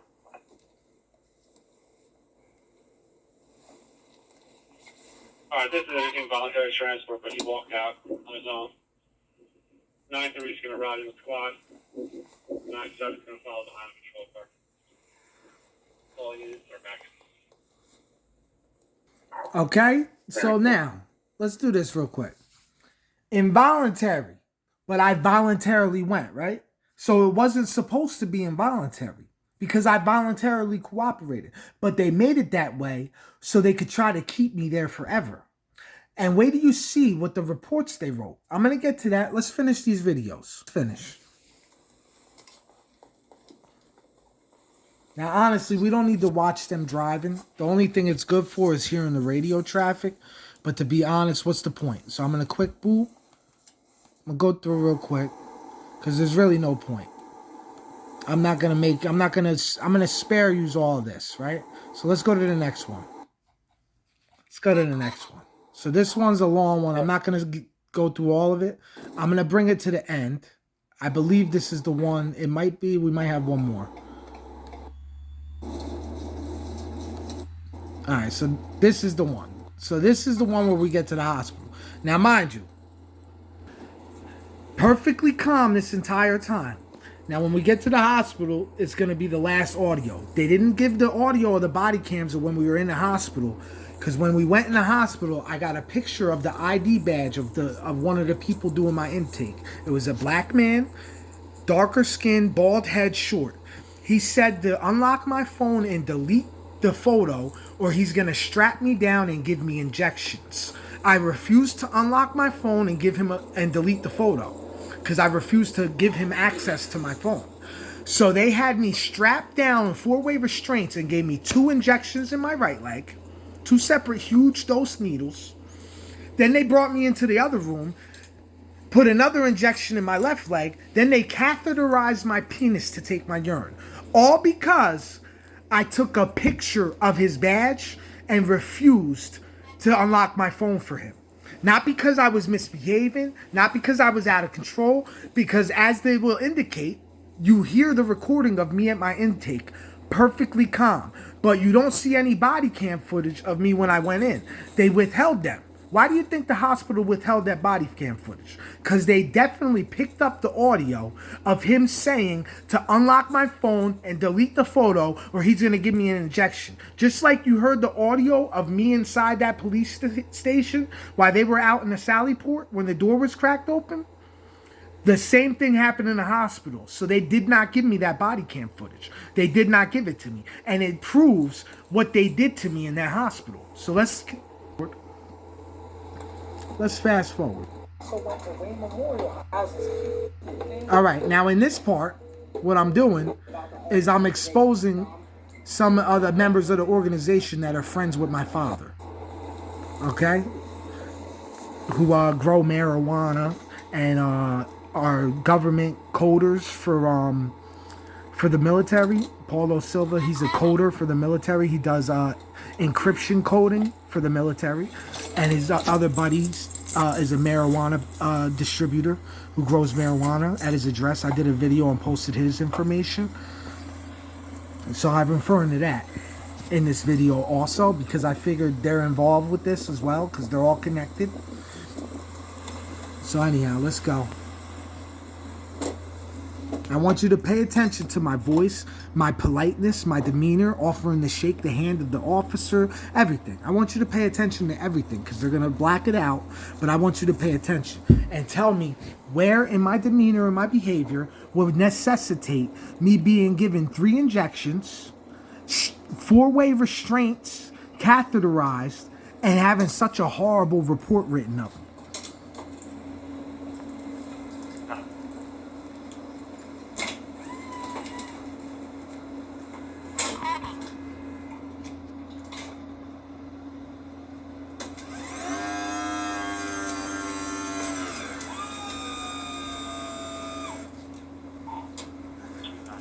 advised. Private overload. Yeah, 4. I'm at Trinitas. Huh? I said, be advised we're at Trinitas. Just let them know we're at Trinitas and not at Overlook. Yeah.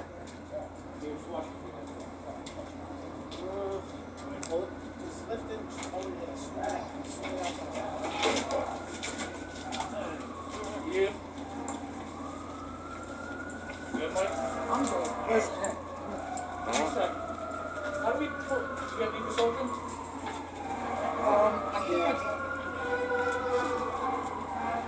What's going on, Mike? no, I was gonna shake your hand. I ain't mad at you. I'm coming in with you. I'm coming in. Yeah, we're coming in. I ain't mad at you. I'm mad at you, sorry. I got you. Let's run this back one more time. I'm gonna shake your hand. I'm not mad at you. I'm mad at your sergeant. Good, Mike? I'm good. Listen, How do we, you got me this open?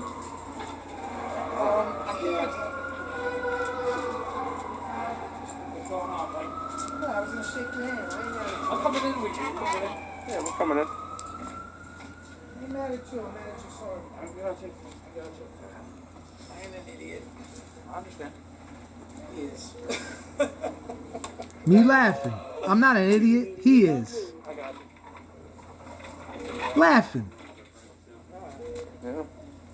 Let's run it back one more time. I got you. Hold on.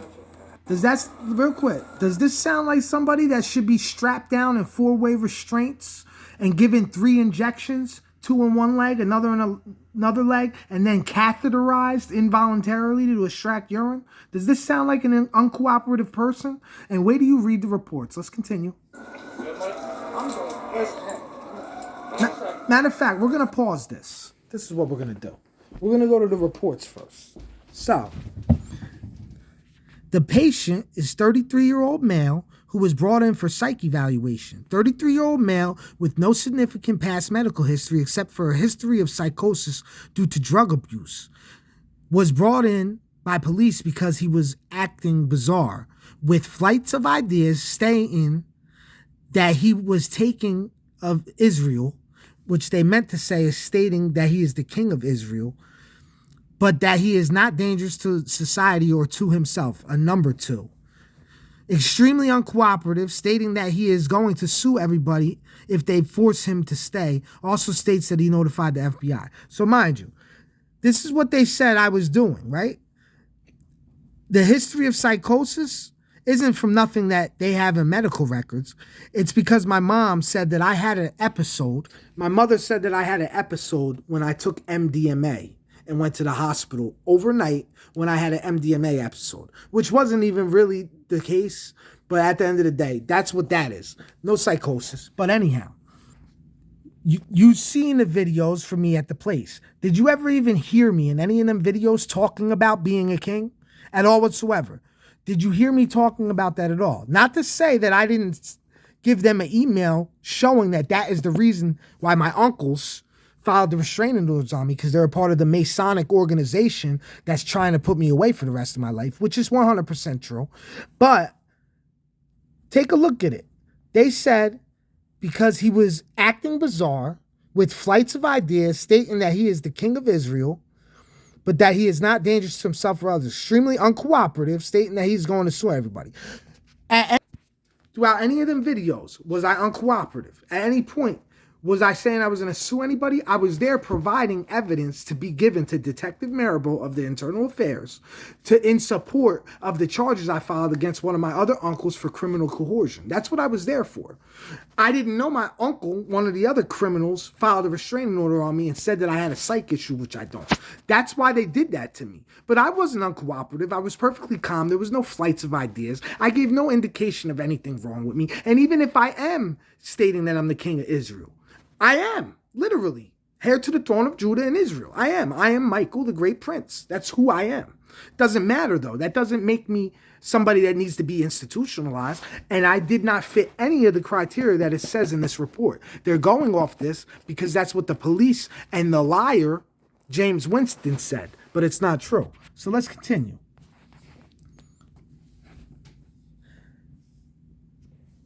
Chief complaint. I went to Springfield Police Department to file criminal complaints. Michael is a 33-year-old male. Patient states that there is nothing wrong with him, and he is here because he was following criminal complaints against the police department and Bridgewater, the judges and prosecutors. Patient was grandiose. This appears to be the patient's first submissions to MPC. Per chart review, patient was brought in by police. Patient making claims that he is God. Police states that they are familiar with him and he has aggressive tendencies. Patient denies any medical history. The police aren't familiar with me. I have no aggressive tendencies. I have no criminal reports or any background that indicates aggressive anything, right? You've seen my conduct when I was in all these videos. See my conduct. Even if I said I was God, does that make me somebody that should be put into incarceration for no reason? Yes or no? Answer yourself that question. Even, which I did not say that, Sergeant Zeezer did say that that's the reason that he called. When I called him when I was released and asked him why he did that to me, 4 days later, he said, because you said you were God on Facebook. Something that I never said in my entire life. Did I say I was God? But now, just like Moses was God to Pharaoh, I'm going to be a God to these people. Just like that. Because I could show you the scripture. And let me pause this. So now, I'm going to show you in the scripture. Mind you, I am King David's heir. I am Michael the Great Prince, the one spoken of in Daniel chapter 12, verse 1. That is who I am. Heir to the throne of Judah. This is true. Now, I'm going to show you what the Lord says about his prophets, about his redeemers. This is the book of Exodus, chapter 7, verse 1. The Lord replied to Moses, see, I place you in the role of God to Pharaoh, with your brother Aaron as your prophet. I place you in the role of God to Pharaoh with your brother Aaron as prophet. So that's our Creator letting everybody know that he places his leaders, his redeemers, the ones who redeem his people, in the role of God to their afflictors. So therefore, people like Daniel Zeezer, the one who did this to me, I am the role of God to him, and I will bring judgment upon him just like God will. So let me continue anyway. So since he said I want to be like God, right? Since he lied and said I'm God, now I just showed him scripture to back up that I am in the role of God, being Michael the Great Prince, the Redeemer of nations. So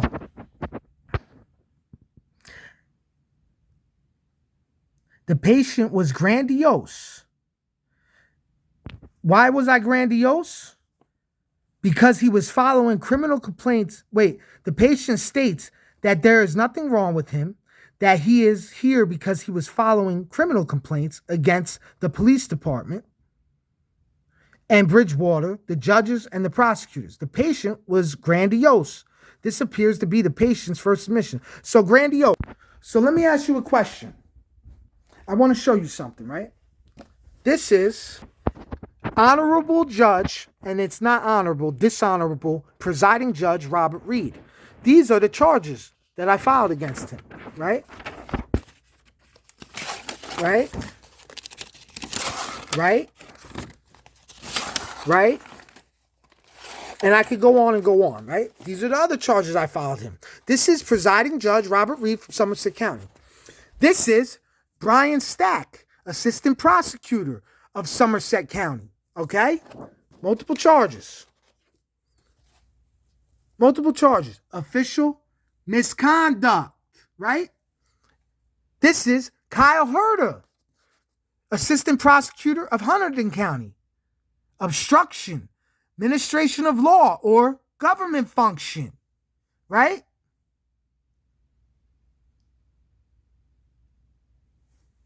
Hold on.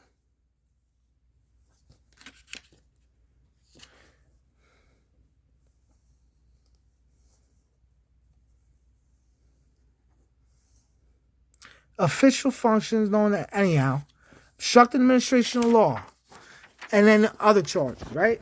Then this is everybody else, right? So 1, 2, let's do it. 1, 2, 3, 4, 5, 6, 7, 8, 9, 10, 11. But these two are the same person. So 1, 2, 3, 4, 5, 6, 7, 8, 9. 9 people that have active criminal complaints filed against them. Is that grandiose? Is that a hallucination? Is there something fake about this? Am I making this up? No, right? So let's continue. So, patient was brought in by police, patient making claims that he is God. Police states they are familiar with him and he has aggressive tendencies. Patient denies any medical history. They're familiar with me and I have aggressive tendencies. I want to see this when we go to court. I want to see this documentation of this aggressive tendencies that they have familiarity with. I want to see the calls that they went on regarding me, that there was an aggressive tendency. So let's continue. Maybe me talking like this is aggressive. Maybe me talking with authority and speaking factually is aggressive to them. So let's continue. The patient is currently medically stable at this time, and we will continue to monitor closely. ED labs have been reviewed, patient submission labs, whatever. Patient will be encouraged to increase his fluids, whatever. Practice distancing, whatever. Anyhow, that's irrelevant. So then, let's see. Patient oriented to the person, place, and time. Patient will attend these groups. Patient will be able to relevantly focus on interaction with staff and peers. Patient will state that the hallucination is in control. Now, let me see what hallucination they're referring to real quick. Are you hallucinating right now? Are any of you hallucinating? Is this a hallucination? Is that a hallucination? Is that a hallucination? Ask yourself, did you just hallucinate?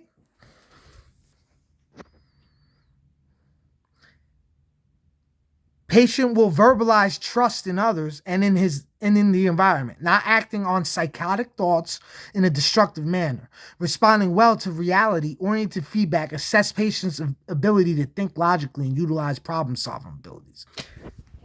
Was I unable to think logically or have problem-solving abilities when I was there putting in criminal complaints? Patient is a 33-year-old Caucasian male with no current reported past psychiatric history. Single, currently living alone in Springfield, New Jersey. Patient self-presented to Springfield PD in order to file a restraining order on his uncle. Patient was brought in by police for psychiatric evaluation after presenting acutely manic, making paranoid delusional statements against uncle and police and expressing grandiose delusions. Patient is admitted involuntarily to 2N for inpatient psychiatric treatment. I went to Springfield Police to file a restraining order on my uncle. Patient is 33-year-old Caucasian male with no reported past psychiatric history. Single, currently living, self-employed at his startup company, living alone in Springfield. NJ patient self-presented to Springfield PD in order to file a restraining order on his uncle. Patient was brought in by police for psychiatric evaluation after presenting acutely manic, grandiose, and making paranoid delusional statements against uncle and police. In the ED, patient was combative and aggressive, requiring PRN medication for agitation. So you hear what they said. In the ED, patient was combative and aggressive, requiring PRN medication for agitation. You've all witnessed the videos, and now we're going to go to where I was brought into the ER, all right? We're going to finish off where I was just brought into the ER, because they said when I came into the ER, that I was in a position to where they had to give me something for my aggression. Injections, right? But you've watched so far. You see that everything in that report is a lie. So let's finish right now. Let's finish. How do we get me consultant?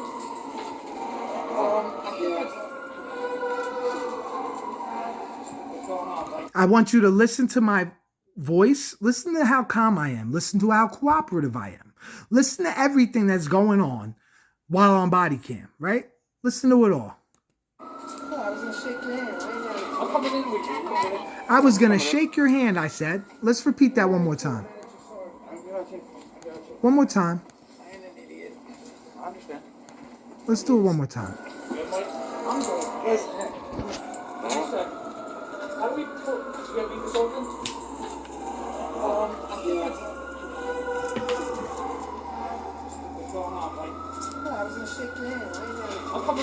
Yeah, we're coming in. I'm mad at you, I'm mad at your son. I got you. I am an idiot. I understand. He is. He's an idiot, not me. I got you. Yeah. You lived in Springfield, or you moved when you were young? I'm the original Sex. What town? Borough.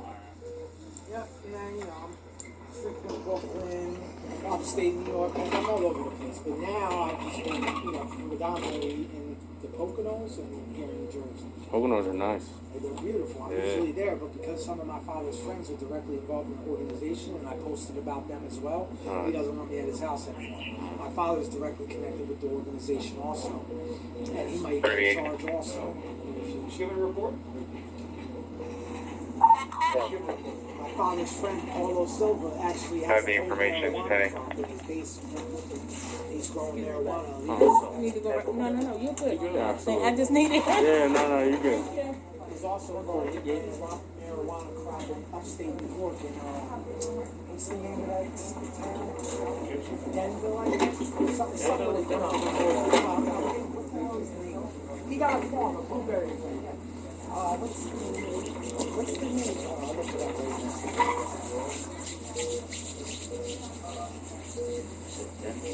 It's not that long.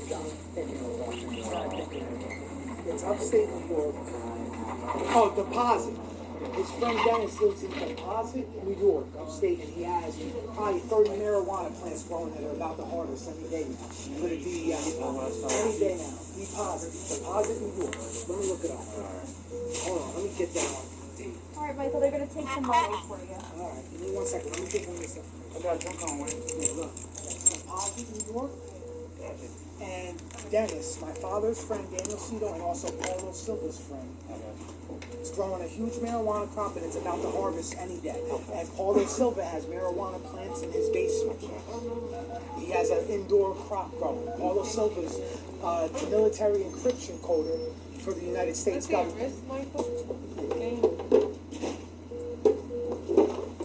And Paulo Silva is directly connected to Avi from Israel, who's one of the biggest drug dealers and human traffickers from Israel, but also is connected directly to the Albanians, who are the suppliers of Sherman Lee's nephew, Ja, aka J-Rock, aka 1,000 other aliases also, who used to drive a green Saturn and was in Middlesex County between 2007 and 2018 for traffic tickets for that green Saturn, amongst other things. He's originally from Piscataway. An old one or a new An one? old green Saturn. This was back in 2006 and 2000. He had the Saturn in 2006.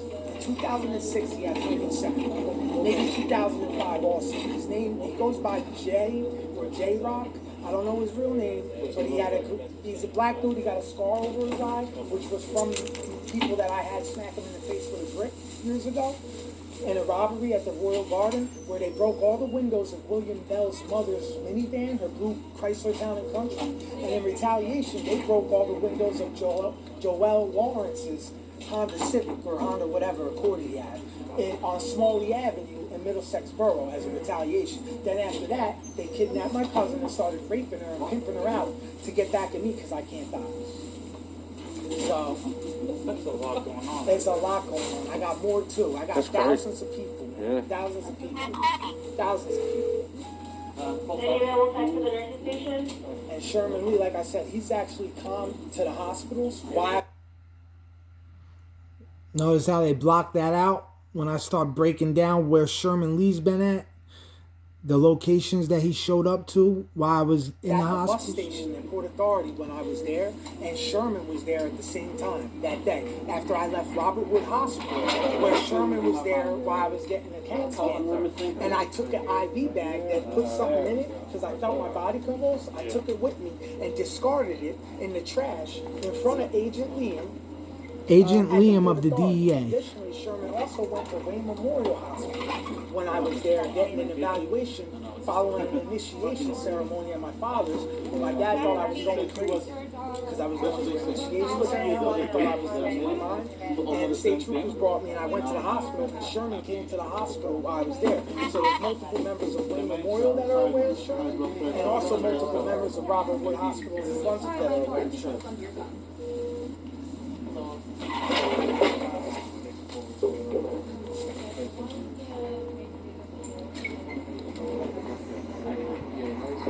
How's my blood pressure? Elevated, 154, 109. Are you taking blood pressure medication? No, but I'm, in an anxiety situation, so obviously it'd be a little elevated. What other medical problems do you have, Michael? Zero. You don't take medications for anything? Absolutely not, never did. And I also have a psych evaluation report from a 30-day forced evaluation where I was completely cleared of any issues at all whatsoever. And I'll show you that in a little while. Any allergies to medication?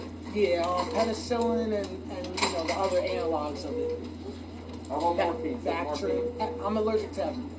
Everything that got the Do you feel like you want to hurt yourself or anybody else? Absolutely not. And I'm not a danger to myself or others. I got all video recorded on Facebook Live and I sent it to every agency, hashtag, of the entire incident. I was never a danger to myself or others. I'm not hallucinating. I'm not seeing things. Nothing of the sort. Nothing. And I have a full report right here in my book bag from a 30-day evaluation from Drake Psych Unit. Right in my book bag. 30-day evaluation. I got it right in my book bag. And I just gave a video of it on Facebook Live and sent it to every agency. I never don't and I never will. Sugar's 117. He's got a 20 in his left hand.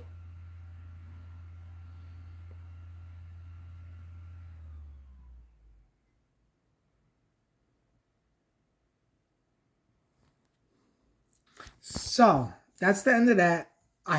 They provided me with no other body cam footage at all whatsoever. That's the completion of everything they provided me from the request. Even though right after that, I took a picture of the staff member's badge. He seen that I did it. He said, unlock my phone and delete it, or I'm going to have you strapped down and give you injections. I said, I'm not unlocking my phone. He was like, all right. He called in multiple staff members. They strapped me down in 4-way restraints on the stretcher, both ankles and both wrists. They gave me 2 injections in my right leg. Now what I'm going to do is I'm going to show you the pictures from the injections that they forced in my right legs. Let me show you that now. Hang on. Because you'll see how horrible what they did to me.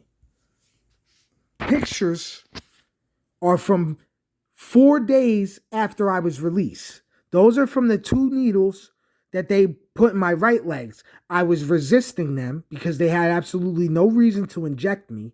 But do you see that?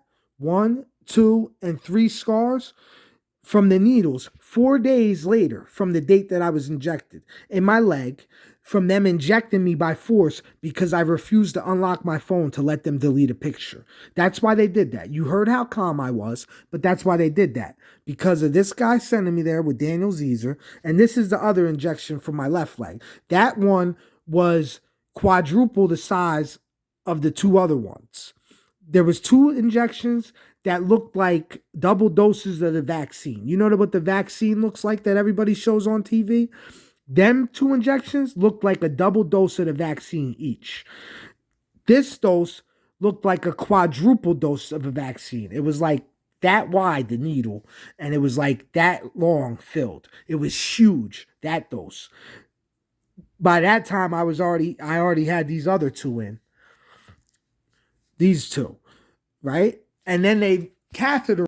I told them that I didn't want to give him a urine because I thought that they injected me with drugs to make my urine dirty so it could look like I was on drugs. So I wanted to wait till I drank water because I didn't trust. I said I'd give them a urine if they would seal it in a cup so they couldn't do nothing with it because I didn't trust them. I figured that whatever they did was to give me a dirty urine. So I said, if I can't seal it, I wasn't going to do it. And I was like, all right, I tried to pee, but they had me strapped down to 4-way restraints to where I couldn't turn over to pee into the cup.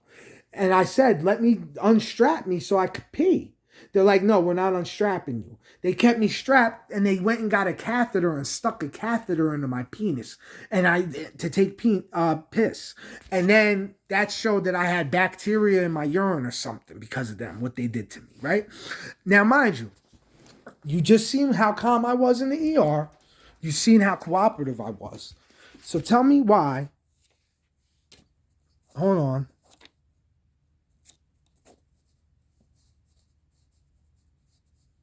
Says this. It says, patient self-presented to Springfield PD in order to file a restraining order on his uncle. Patient was brought in by police for psychiatric evaluation after presenting acutely manic, grandiose, and making paranoid delusional statements against uncle and police. In the ED, patient was combative and aggressive, requiring PRN medication for agitation.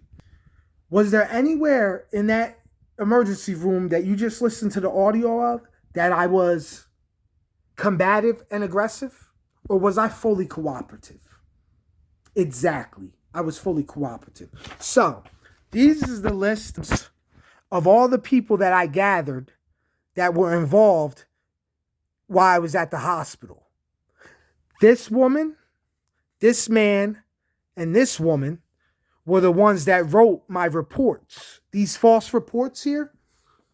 Now, I withheld some, like the damaging stuff that my mother said about me, because my mother, who is in her own right half insane, believed that I was on drugs. And that's why I was exposing my family. She believed that I was taking Molly and exposing my family because of that. Mind you, her father was one of the top guys of the Colombo crime family and was murdered by Colombo crime family members who were also involved with this organization. Some of my uncles, one of the ones, not the one that filed the psych restraining order, but the other one, is directly connected with Sal Randazzo, aka Gagliano, and a few others that were involved with the murder of my grandfather and also the murder of my uncle Mark Randazzo, right? So my mother always tries to hide these facts because she thinks that she still lives by the code of the mob, I guess.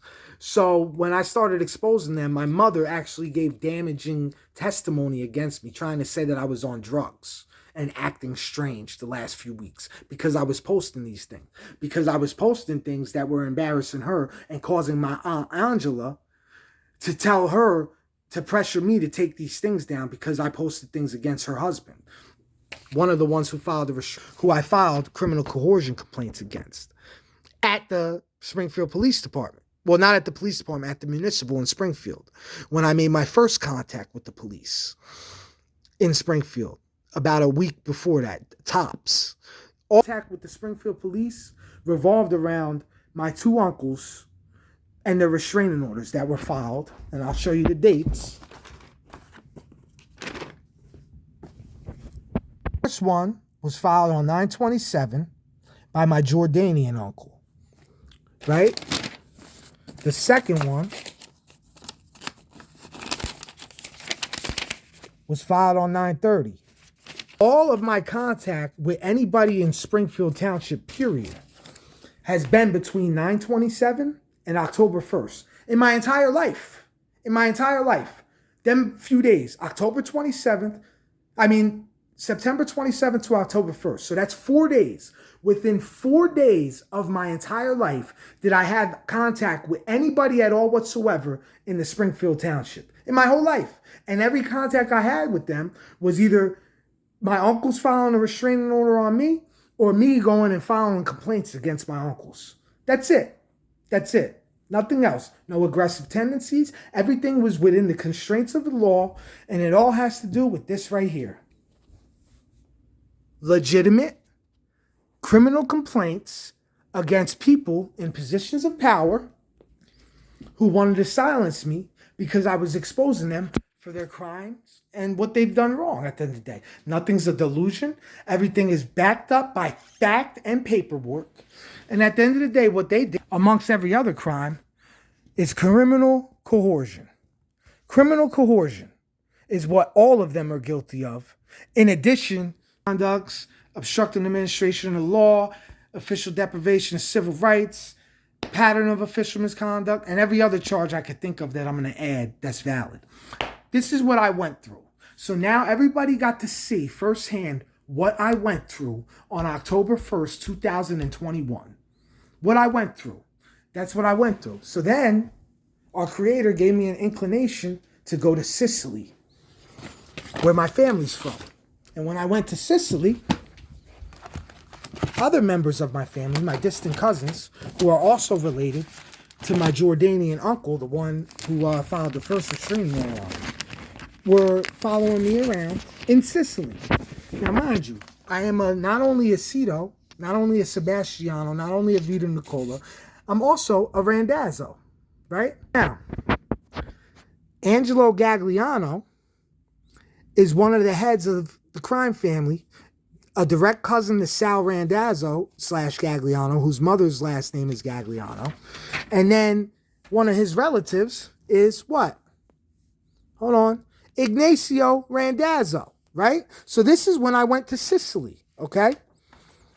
I went to Sicily immediately after going through this. This is some of the relatives, many of them, which are related to Sal Randazzo, as well as my uncle, my Jordanian uncle that's married to my aunt, right? These are their properties because I hired a private investigator while I was in Sicily to figure out what my lineage is because I needed to verify my lineage of King David. That's why I went to Sicily, to find my inheritance. And I found out that these are the people, direct relatives of the ones that murdered my grandfather and were involved in the extortion of my great-grandfather, Baggio Randazzo. Their family manipulated my grandfather, Baggio Eugene Randazzo, to signing over all of his stuff when he was on his deathbed. His properties in Montana, Ohio, the Catskills, everywhere else. These people, their family members, have adverse dominion over my grandfather's properties. That's why they murdered my grandfather, Vincent Randazzo, because in a retaliation for his aunt, who ended up with the properties, he tried to get back at them and they murdered him. Now, I figured it out at the end of the day. And my uncle that married my aunt is a direct relative from them because their whole lineage is from Detroit, Michigan. The Gaglianos and the Randazzos. Detroit, Michigan. And in Brooklyn also. But anyhow, I caught them with all this. So when I came back here, what did they try to do? They're trying to do me the same way again. They're trying to do whatever they can do to incriminate me. So now they're trying to make it look like I'm the head of the 5 families. They're calling me boss everywhere I go now. When I go into their establishments, what's up, boss? How you doing, boss? They're trying to make it look like I'm the head of a crime family because they know that I am the lineage of King David. So now they're trying to make it look like because I'm King David that I'm the boss of the mob now, the 5 families. That's what they're trying to do when I went to Sicily. And that's where I'm at right now. So yeah, I got them following me around and they're acting like they're my security, but they're not my security. They're not at the end of the day. And, you know, law enforcement don't do their job. I went to the feds trying to report this before I went to Sicily. With that duffel bag right there, full of evidence that I've gathered over the years of what these people have been doing to me. I went to the feds with all that. What do you think they did? Nothing. They actually called the police and had me escorted out of the federal office.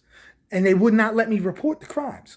Before that, I went to the Northfield office and Agent Brain, Operator 33, and Agent Falcone, I believe her name is, would refuse to let me give them information. They took the photos that I had of a Middlesex County prosecutor who I had in Brooklyn, a Russian guy who's involved with the Russian mob. And I actually put photos of that up, and let me show you them. Hold on, let me pause this.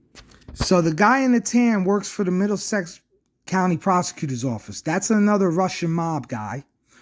He got a pretty good face. You can see pretty good who he is. He's in the database. This is the license plates. That's an 8 at the end. EMA 3768. It's a BMW of a light color like a powder blue.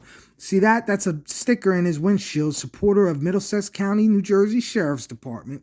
This is his vehicle. That's the guy with that coat. He works for the prosecutor's office. I seen him at a light, the intersection of Neptune and Cropsey Ave in the late hours of the night. At the time, I was on ankle monitoring through the Middlesex County Prosecutor's Office for some type of charge that I had pending for the bail reform. So they were there at the same time when my cousin, Angelina Randazzo, who is a victim of human trafficking of nephews of Sherman Lee Jackson, was missing. She went missing in Brooklyn at that time. So here's some more names of people related. My uncle that's married to my aunt that were also following me in Sicily. Minio Lucia, right? And here's some more names. These are some of her relatives. See? Those are relatives. They're all related to my uncle that's married to my aunt, who's from Detroit, but he's also from the Jordan, right? Those are license plates. See the AG? Why do you think it's an AG? Angelo, maybe? But anyhow.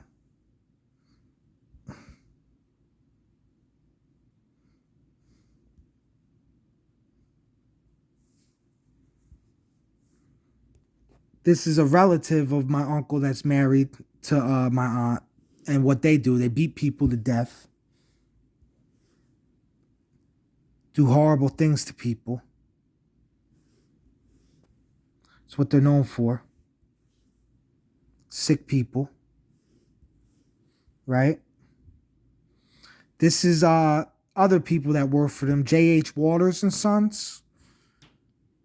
J.H. Waters. And then this is, this is a company that Sal Gagliano's family, or Sal Randazzo's family owns. Then this is Top Notch Glazing LLC.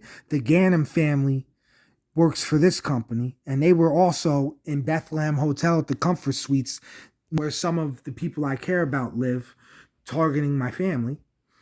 All of them directly related to the crime family people, Angelo Gagliano in Sicily, the Randazzos and other people. All of them against my family, all of them doing everything in their power to try to counteract me. All of them. This isn't hallucinations. This is all factual, all verifiable. There's no denying it. I got all the evidence. This is Ignatius Randazzo, the one I showed you. The reason I ran his plates in the first place is because he looked just like my uncle that's married to my aunt's nephew, Nabil. Because he looked like him, I ran his plates. And that's how I found out that he was my relative. But I found out he was a relative who was related to the ones directly involved with the murder of my grandfather, the murder of my Uncle Mark, and the extortion of my great-grandfather. You know, and that's just what it is. So all of this evidence I have, it's all proof. There's nothing delusion about it. This isn't just in America. This is in Sicily also, which I've proven. And like I said, I am a Randazzo. That's my family. What are the odds of somebody keep going to the same place I'm going, doing my laundry in Sicily, because I went through laundry every 3 days because I only brought 3 outfits. I only brought this tiny right here when I went to Sicily. So I had to wash clothes every 3 days. He was at the same laundry as me 2 days apart. The first day and the third day. Same person sitting there watching me the whole time I was there. So I ran his info and come to find out who he was. You know? Come to find out he's a direct relative of the other ones that are involved in my life here in America. You know? So, and then once I got back here, that's when everybody really started being on me. I got all this proof. Everybody knows it's the truth. And that's what they tried to do to discredit me and put me away for the rest of my life. And I proved them wrong. So this is just what I'm doing now. I'm getting ready to refile more complaints for all the crimes they committed against me. Since the FBI doesn't want to do their job. Since Internal Affairs doesn't want to do their job. Detective Maribel and the captain of Internal Affairs at Springfield Township Police in New Jersey on Mountain Ave. Since they don't want to do their job, I'm going to do it for them, and I'm going to charge them also for the same crimes because they don't do their job, even though I've reported it to them. So they're all getting charged, and you're all looking at anywhere from 30 to 60 consecutive man years in prison once you are convicted, and you will be convicted. You will be convicted. And you remember what I said in this book in In Exodus chapter 7, this is what God said. The Lord replied to Moses, "See, I place you in the role of God to Pharaoh, with your brother Aaron as your prophet." So who's God to you? I am the final redeemer of Israel, Michael the great prince. And therefore, I have the same role that Moses had when he led the Israelites out of Egyptian. And you, evil, sadistic people that don't do your job and that support corruption and all of this wickedness, yous are Pharaoh. Yous fit the role of Pharaoh. So therefore, I am in the role of God to you. I'm not God, but I am in the role of God. Therefore, I am your judge.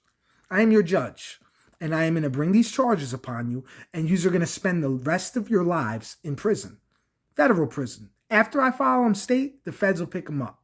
Just like these charges that have been delayed since September 30th. Just like all of these against presiding judges, prosecutors, and public servants. Just like all of these. That's a presiding judge right there. Prosecutor, public servants, and leader of the Prince Street Freemasons, Sherman L. Jackson. Right? Just like all them, I am going to be a God to you, and I am going to bring you these charges, and you are going to serve a lot of time because you failed to do your job. Okay? I never said I was God, but I am going to be in the role of God to you now. Now that you said it, now that you lied and said I was God, now I show you right here in Scripture where my role is God, because I am in the role of Moses, being Michael the great prince, your final redeemer. I place you in the role of God to Pharaoh. Okay? So that's who you're looking at now. You're looking at him. Everybody have a blessed one. Curse be upon the wicked. I'm coming to charge you criminally. I'm not a threat to myself or others. I do everything in the court of law just like you do. And it applies to you just like it applies to everybody else. And you were wrong. You violated me. And you're going to get charged for it. And you're going to spend the rest of your lives in prison. And that's just it. And that's just all. Have a blessed one.